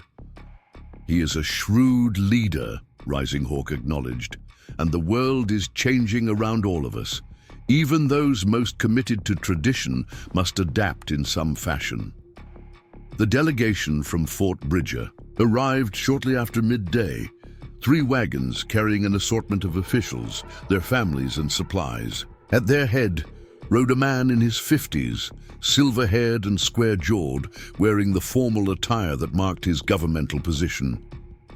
"Indian Agent Williams," Dr. Hayes murmured to Maggie as they stood among the welcoming committee. "Replaced Henderson 6 months ago, military background, but rumored to be more sympathetic to native concerns." The introductions proceeded with formal courtesy on both sides. Agent Williams demonstrated unexpected cultural awareness by greeting Morning Star and Tall Pine with appropriate Cheyenne phrases before continuing in English. He acknowledged the mixed heritage of many residents without the condescension or curiosity that often characterized such interactions. When he reached Maggie and Rising Hawk, his expression registered recognition. "Dr. Rivers," he said, using Rising Hawk's English name with apparent respect. "Your reputation extends beyond these mountains. Several officers at the fort speak highly of your medical skill." Rising Hawk inclined his head in acknowledgement. "This is my wife, Margaret, and our daughter, Lily." Williams turned to Maggie with an appraising look. "Mrs. Rivers, I understand you're responsible for the educational program here?" "Along with young Elizabeth and others," Maggie confirmed, deliberately using the Cheyenne woman's name rather than attempting to translate or simplify. "We believe learning should honor all aspects of our children's heritage." "A progressive approach," Williams remarked, his tone neutral enough that Maggie couldn't determine whether he approved or disapproved. "I look forward to observing it in practice." The formal welcome transitioned into the harvest celebration, with long tables laden with food and community members mingling with visitors in the autumn sunshine. Maggie found herself seated between Agent Williams and Black Wolf, a positioning that might have been coincidental but felt deliberately orchestrated by Morning Star's subtle hand. "Your settlement has achieved something remarkable," Williams commented, as he sampled a dish of squash prepared with Cheyenne seasonings. "Most attempts at such integration either dissolve into conflict or result in one culture simply absorbing the other." We don't seek to erase differences," Maggie explained, helping Lily manage a piece of cornbread. "Rather, we try to create space where multiple traditions can exist side by side, each enriching the other." Black Wolf, who had been listening, silently joined the conversation. "Yet some traditions cannot bend without breaking," he observed. "Our ceremonies, our relationship to the land, our understanding of what it means to be Cheyenne, these cannot be compromised without losing their power." Williams nodded, seeming genuinely interested in the exchange. "A valid concern. How does Peaceful Waters address this tension?" Maggie considered her response carefully, aware of Black Wolf's scrutiny. "We don't pretend to have perfect answers, but we've found that respect and genuine curiosity go further than rigid boundaries. For instance, our children learn both English and Cheyenne, not to replace one with the other, but to move comfortably between worlds that increasingly overlap." "The question," Black Wolf interjected, "is whether such overlapping leads to strength or confusion. A person with feet in two worlds may stand in neither. Or they may bridge both," Maggie countered gently, "creating something new without destroying what came before." The conversation continued throughout the meal, touching on questions of identity, governance, and survival in a rapidly changing world. Maggie was struck by the genuine engagement of both men, despite their divergent perspectives. Neither dismissed the other outright, suggesting possibilities beyond the rigid opposition she had feared. As the gathering continued into evening, with music and storytelling around the central fire, Maggie found a moment to confer with Rising Hawk. "Agent Williams seems more thoughtful than I expected," she observed, as they watched Lily being entertained by a group of children performing a simple dance taught by young Elizabeth. "He asks questions and listens to answers," Rising Hawk agreed. "A rare quality among officials in my experience. And Black Wolf appears less hostile than during his previous visit." Rising Hawk nodded slowly. "He sees what has been built here. Whatever his personal feelings about cultural mixing, he cannot deny that Peaceful Waters offers a kind of security that becomes more precious as traditional ways of life face greater threats." The following day brought more structured interactions. A tour of the settlement's facilities, demonstrations of educational methods, discussions of governance structures. Agent Williams took copious notes, occasionally asking clarifying questions, but offering little indication of his conclusions. Black Wolf participated as an observer, his presence a constant reminder of traditional perspectives. Yet Maggie noticed subtle shifts in his engagement. A question about the medicinal garden Rising Hawk had established, combining native plants with settler techniques. An extended conversation with William Blackwood about modifications to traditional tools. Thoughtful attention to young Elizabeth's explanation of how Cheyenne stories were preserved alongside English literacy. By midday, the formal assessments had concluded, and the delegation prepared to depart. Agent Williams requested a final meeting with the settlement's leadership council, including Rising Hawk, Maggie, Morning Star, Tall Pine, Dr. Hayes, and somewhat surprisingly, Black Wolf.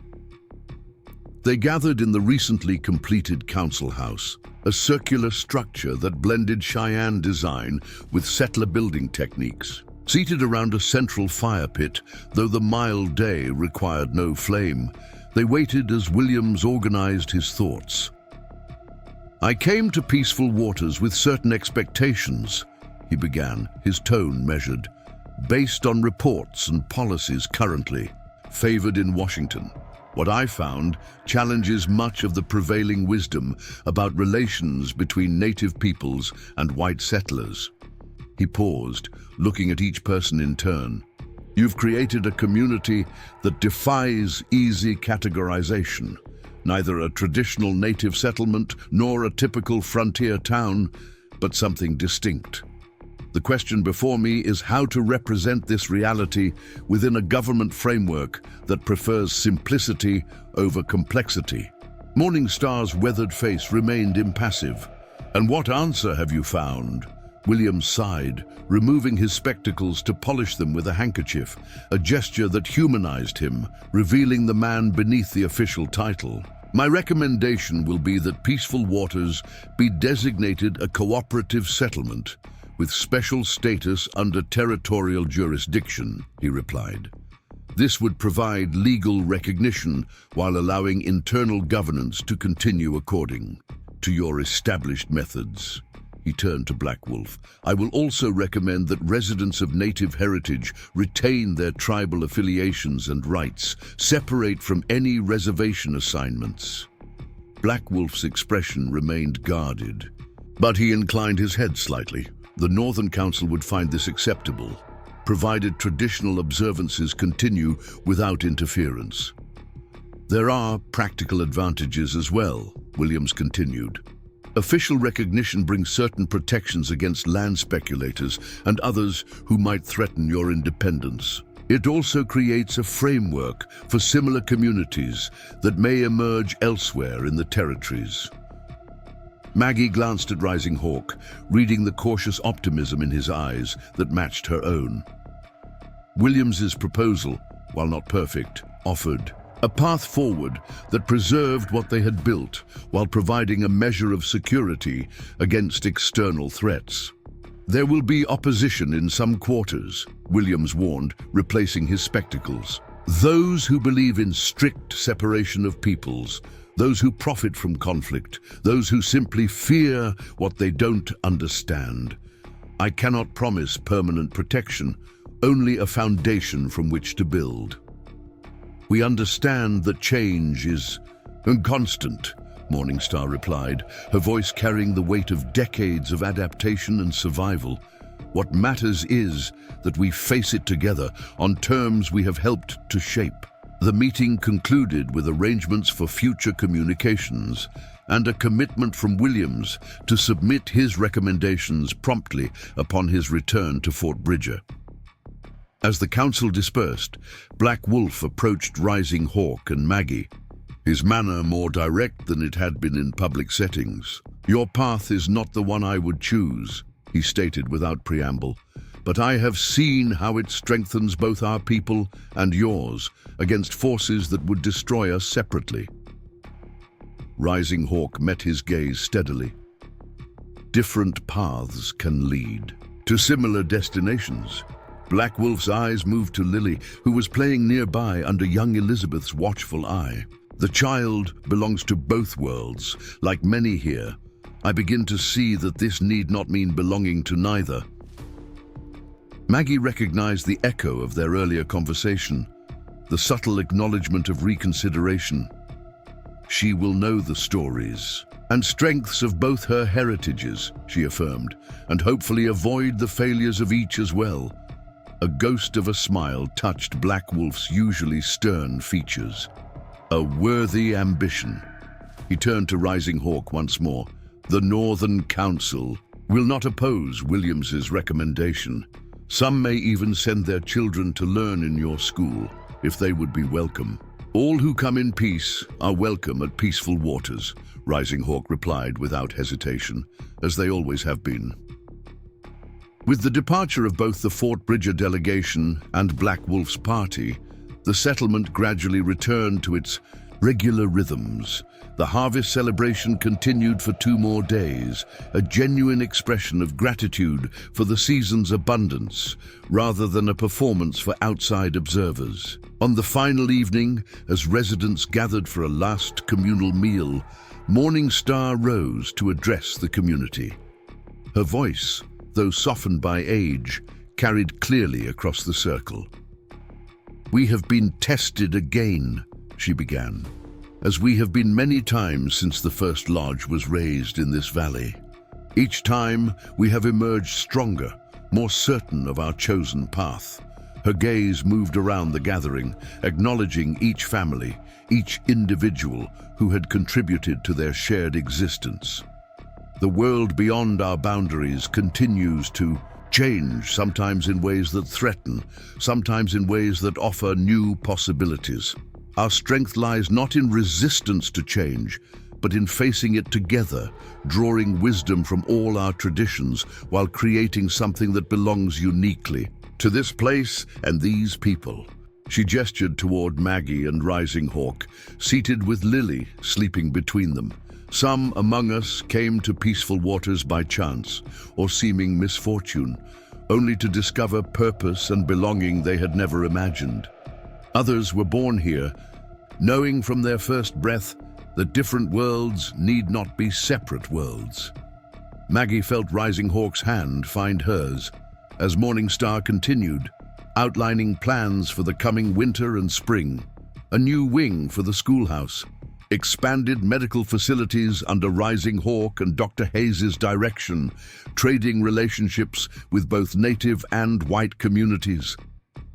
The future stretched before them, uncertain in its details, but secure in its foundation. Whatever challenges awaited, governmental policies, changing territorial status, the relentless march of settler expansion, they would face them from a position of shared strength, neither denying their differences nor allowing those differences to divide them.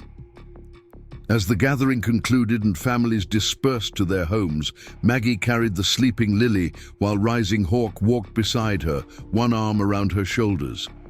The night was clear, stars scattered across the sky like diamonds. On black velvet, the air carrying the first hint of winter's approach. "Do you ever think about what might have happened?"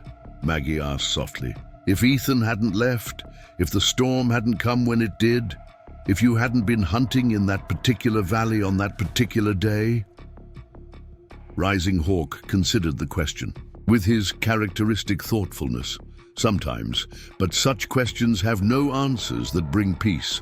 What happened, happened. What matters is what we built from it. They reached their cabin, now expanded with a second room for Lily and space for Rising Hawk's medical supplies. The apple saplings Maggie had insisted on planting stood in the side yard, still small but growing steadily, their branches reaching skyward with quiet determination. "I used to think destiny was something fixed," Maggie reflected as they settled Lily into her bed. "A path already chosen that we simply follow, for good or ill. Now I wonder if it's something we create with each choice, each action, each moment of courage or cowardice." Rising Hawk gently brushed a strand of hair from her face, the gesture conveying years of accumulated tenderness.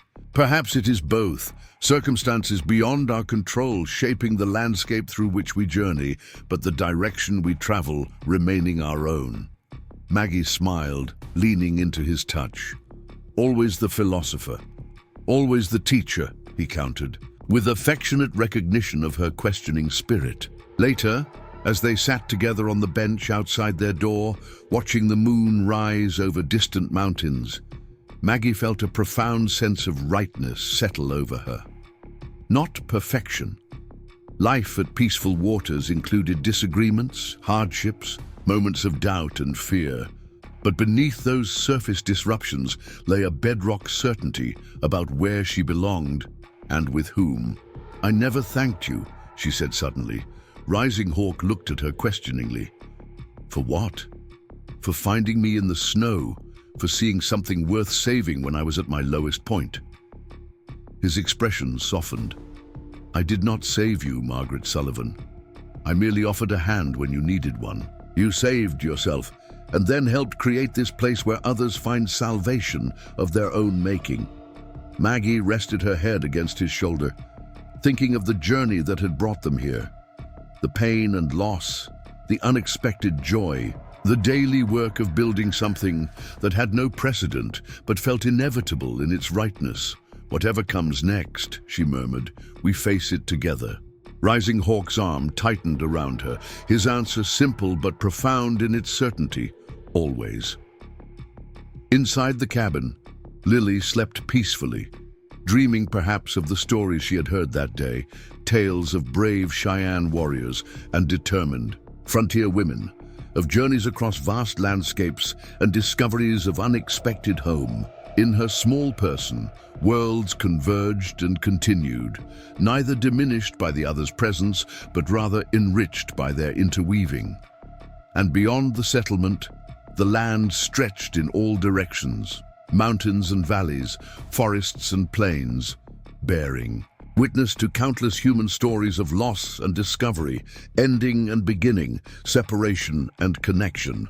Peaceful Waters was but one such story, singular in its details, yet universal in its aspirations, a testament to the enduring truth that humanity's greatest strength lies not in uniformity, but in the rich tapestry created when diverse threads are woven with care and intention into patterns previously unimagined. As winter approached once more, Maggie and Rising Hawk looked toward the future with neither fear nor certainty, but with the quiet confidence of those who had discovered that love, in its truest form, creates possibilities where none seemed to exist, building bridges across chasms, finding paths through wilderness, and transforming strangers into family through the simple, profound miracle of remaining present when presence matters most. The morning of the Commission's arrival dawned clear and crisp, autumn sunlight gilding the settlement with amber warmth.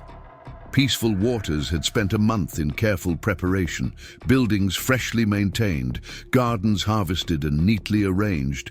Children rehearsed in demonstrations of their educational achievements without sacrificing the natural spirit that made the community unique. Maggie stood on their cabin porch, adjusting Lily's special dress, a garment that symbolized their approach to cultural integration. The fabric was settler-made cotton, but the design incorporated traditional Cheyenne beadwork that young Elizabeth had taught Lily to create herself. Her hair was arranged in 2 neat braids tied with ribbons, a style that honored her dual heritage. "Remember," Maggie said, straightening the collar, "answer questions honestly, but don't feel you must explain everything. These men may not understand our ways, and that's not your burden to fix." Lily nodded solemnly. At 8 years old, she possessed a wisdom beyond her years, the natural result of growing up in a community that valued children's perspectives rather than merely demanding their obedience. "Will they try to make us leave?" she asked directly, giving voice to the concern that had circulated among the settlement's children despite adults' efforts to shield them from worry. Maggie hesitated, balancing honesty against reassurance. "Some might wish that," she admitted, "but wishing doesn't make it so. We've built something strong here, something that matters. Our job today is to help them see that." Rising Hawk emerged from the cabin, dressed in clothing that similarly bridged his dual roles, a white cotton shirt and dark trousers beneath a traditional beaded vest, his hair arranged in the style of a Cheyenne medicine man. His expression was composed, though Maggie could read the tension in the set of his shoulders. "They're approaching," he said quietly. "Captain Thornton's rider just brought word. 6 men in 2 wagons with military escort." Maggie took a deep breath, centering herself. The past month had been a whirlwind of preparation, gathering documentation, organizing presentations, rehearsing responses to potential challenges. Captain Thornton had provided invaluable insight into the commissioners' backgrounds and likely concerns, helping the community prepare without compromising its essential character. "Shall we?"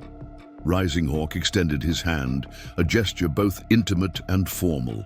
Maggie placed her fingers in his, drawing strength from the contact. "Together," she agreed. They walked as a family toward the central gathering area where the community had assembled to receive their visitors. Morning Star and Tall Pine stood at the forefront, dignified in their roles as founders and elders. Beside them, Dr. Hayes represented the settler component of Peaceful Waters, his quiet competence a testament to the community's quality. The remaining residents arranged themselves in a welcoming semicircle, neither militarily precise nor casually disorganized.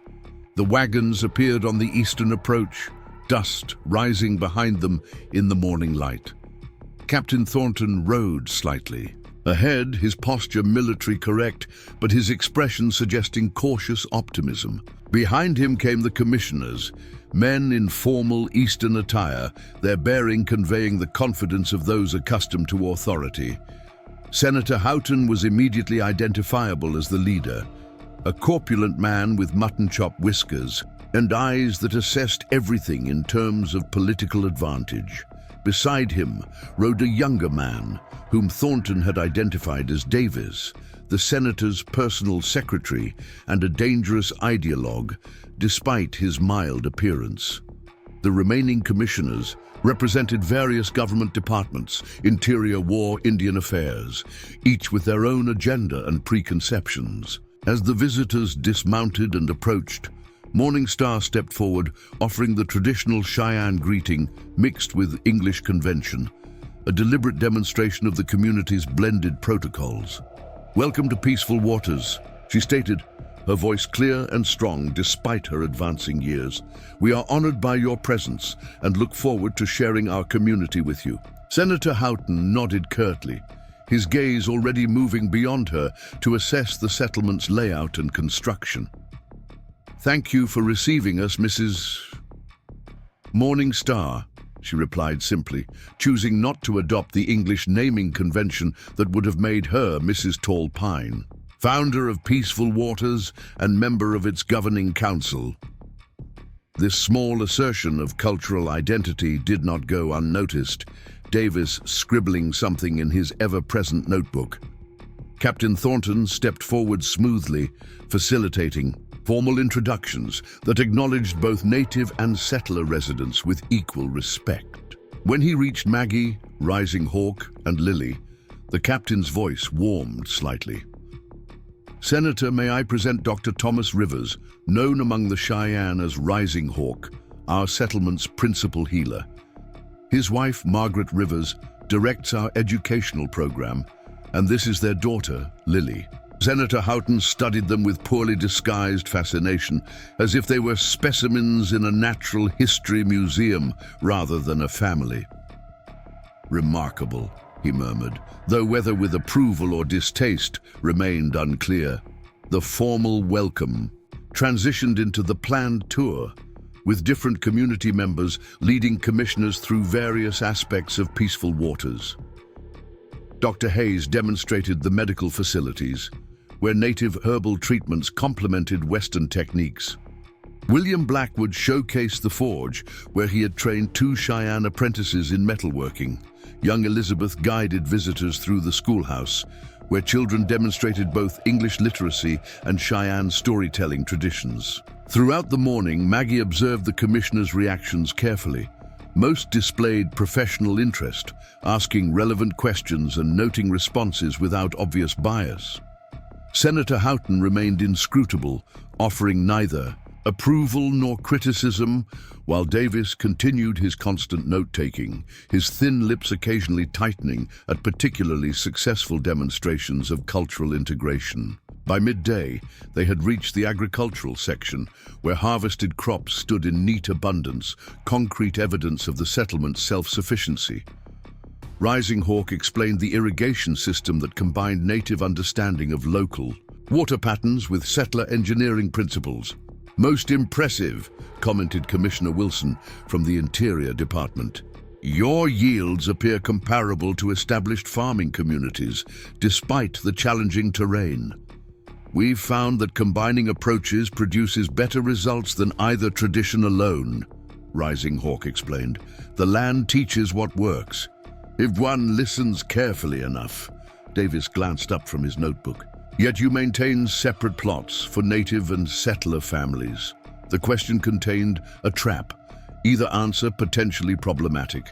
If Rising Hawk confirmed separate farming, it would suggest division within the community. If he denied it, he might appear to be concealing segregation. "We maintain family plots," Rising Hawk responded evenly, "allocated according to skill and interest rather than heritage. The Hayes family, for instance, manages our medicinal herb garden despite being of primarily European descent, while the Blackwood family, which includes both native and settler heritage, oversees the grain production you see before you." Davis frowned slightly, thwarted in his attempt to identify artificial separation. Senator Houghton, who had remained largely silent, finally spoke. "Tell me, Dr. Rivers, or do you prefer Rising Hawk? Do you find no conflict between your scientific medical training and native spiritual practices?" The question was delivered casually, but designed to force a choice, an allegiance to either civilization or savagery in the terminology of the era. Rising Hawk recognized the strategy immediately. "I answer to both names, Senator, just as I practice both forms of medicine," he replied. "Where they conflict, I seek deeper understanding rather than simple rejection. Often what appears contradictory merely reflects different ways of describing the same reality." Senator Houghton's eyebrows rose. "A diplomatic answer, sir. But surely you recognize the superiority of modern scientific approaches, the advances that separate civilized medicine from superstition." Maggie tensed, recognizing the deliberate provocation, but Rising Hawk remained composed. "I recognize that both traditions contain wisdom and limitation," he said. "Western medicine excels in surgery and anatomical understanding. Cheyenne medicine offers insights into whole-person healing and botanical remedies that science is only beginning to analyze. Together, they provide more complete care than either alone." The senator's expression suggested he found this answer unsatisfactory, but before he could press further, Lily stepped forward unexpectedly. "My father saved Theodore Miller's leg when the doctor from Fort Bridger wanted to cut it off," she stated matter-of-factly. "He used both kinds of medicine. Now Theodore can walk and run like before." The simple testimony, delivered with childish directness, created a moment of uncomfortable silence. Captain Thornton suppressed a smile, while Davis scribbled furiously. In his notebook, Senator Houghton cleared his throat. "Out of the mouths of babes," he murmured, his tone unreadable. The tour continued through the afternoon, culminating in a council meeting where commissioners posed formal questions about governance, conflict resolution, and future development. Morning Star and Tall Pine led the session with dignified confidence, demonstrating how consensus building incorporated both native and settler traditions. By evening, when the community gathered for a shared meal with their visitors, the initial formality had eased somewhat. Several commissioners engaged in genuine conversation with residents, asking questions that suggested interest rather than evaluation. Even Davis had ceased his constant note-taking, though his expression remained guarded. Only Senator Houghton maintained his distance, observing interactions with the analytical eye of a politician assessing advantage. When he finally approached Maggie, who was serving stew alongside other community women, his question caught her by surprise. "Tell me, Mrs. Rivers, do you ever regret it?"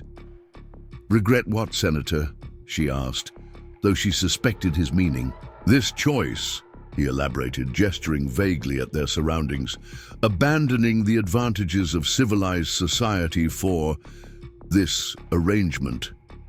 Maggie considered her response carefully. "I regret nothing, Senator. I haven't abandoned civilization. I've helped build a community that incorporates its best elements while rejecting its failures." "Failures?"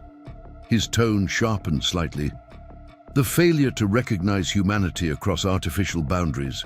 She clarified. "The insistence that cultures must either dominate or submit rather than cooperate and learn from one another." Senator Houghton studied her with newfound interest. "You speak like an educated woman." "I was a school teacher before coming west," Maggie acknowledged, "and continue that work here, though with a broader understanding of what education truly encompasses. Yet you raise your child in circumstances that limit her opportunities," he pressed. Maggie's eyes found Lily across the gathering, deep in conversation with Commissioner Wilson, apparently explaining the constellation drawings she had created through the telescope project. "With respect, Senator, you misunderstand what constitutes opportunity," she replied.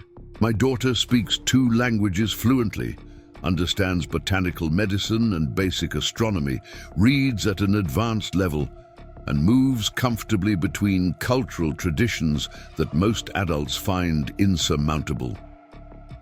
These are not limitations, but expansions of her world." The senator appeared ready to argue further when Rising Hawk joined them, his timing deliberate rather than coincidental. "Senator Houghton," he acknowledged, "I hope you found today's observations informative." "Informative?" "Certainly," the senator allowed. "Whether convincing remains to be determined." Rising Hawk nodded thoughtfully. "May I ask what specific concerns remain unaddressed?" Senator Houghton glanced around the gathering before responding. "Sustainability, Dr. Rivers, not economic. You've demonstrated self-sufficiency adequately. I speak of cultural sustainability. How long before this experiment collapses under the weight of its inherent contradictions? How long before your children must choose one world or the other?" The question revealed the fundamental assumption underlying the senator's skepticism, that cultural integration was inherently unstable, a temporary accommodation rather than a viable future. Rising Hawk gestured toward the children playing. Nearby, their mixed heritage evident in appearance and behavior. "They are not choosing between worlds, Senator. They are creating a new one that honors both streams of their heritage, while flowing forward into territory neither tradition could reach alone." "A poetic notion," Houghton replied. "But history suggests otherwise. The march of civilization eventually requires clear choices, clear boundaries." "Perhaps," Maggie interjected, "what history actually shows is that those who insist on rigid boundaries eventually find themselves on the wrong side of progress." The senator's eyebrows rose at her boldness. Before he could respond, Captain Thornton approached with Lily in tow. "Senator," he interrupted smoothly, "I believe young Miss Rivers has something to show you that might address your questions about educational standards." Lily stepped forward, presenting a small leather-bound volume. "I made this," she explained. "It's stories from both traditions about the stars, with my observations from the telescope."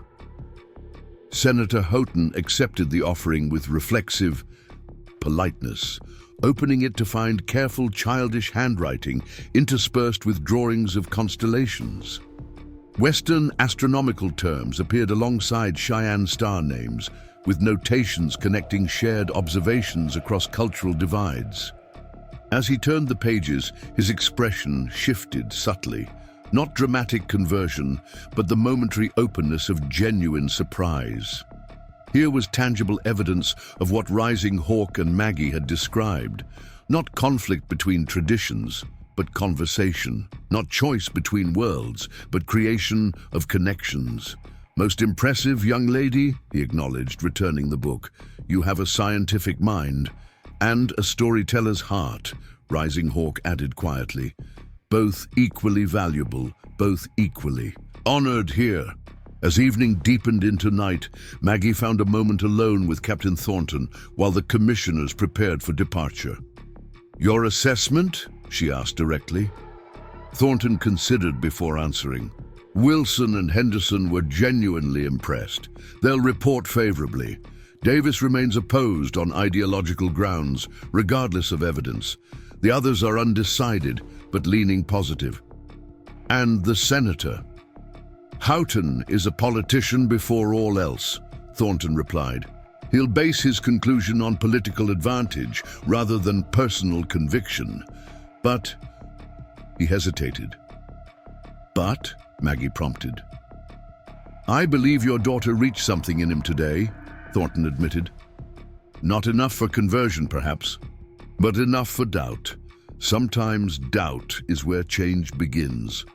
Maggie nodded, watching as Rising Hawk concluded a conversation with Morning Star near the council house. Even at a distance, their connection remained palpable. The bond forged through shared purpose and mutual respect that had sustained them through each challenge. "We've done what we can," she acknowledged. "The rest lies beyond our control." "Not entirely," Thornton corrected gently. "Communities like Peaceful Waters create their own gravity. The longer you endure, the harder you become to dismiss or dismantle." As the visitors departed the following morning, Maggie stood with Rising Hawk and Lily at the edge of the settlement, watching wagon wheels raise dust against the rising sun. Whether the commission's report would support or threaten their way of life remained uncertain, but the community they had built stood solid beneath their feet. Real, vibrant, and defiantly alive, despite all predictions of impossibility. Rising. Hawk's hand found hers, their fingers intertwining in the gesture that had come to symbolize their shared journey. No words were necessary between them. Whatever came next, they would face it together, continuing the path that had begun that winter day when death had seemed certain and life had arrived in an unexpected form. Lily looked up at them, her expression thoughtful beyond her years. "They'll come back, won't they, others like them?" "Yes," Maggie answered honestly. "The world beyond our valley will always question what we've built here.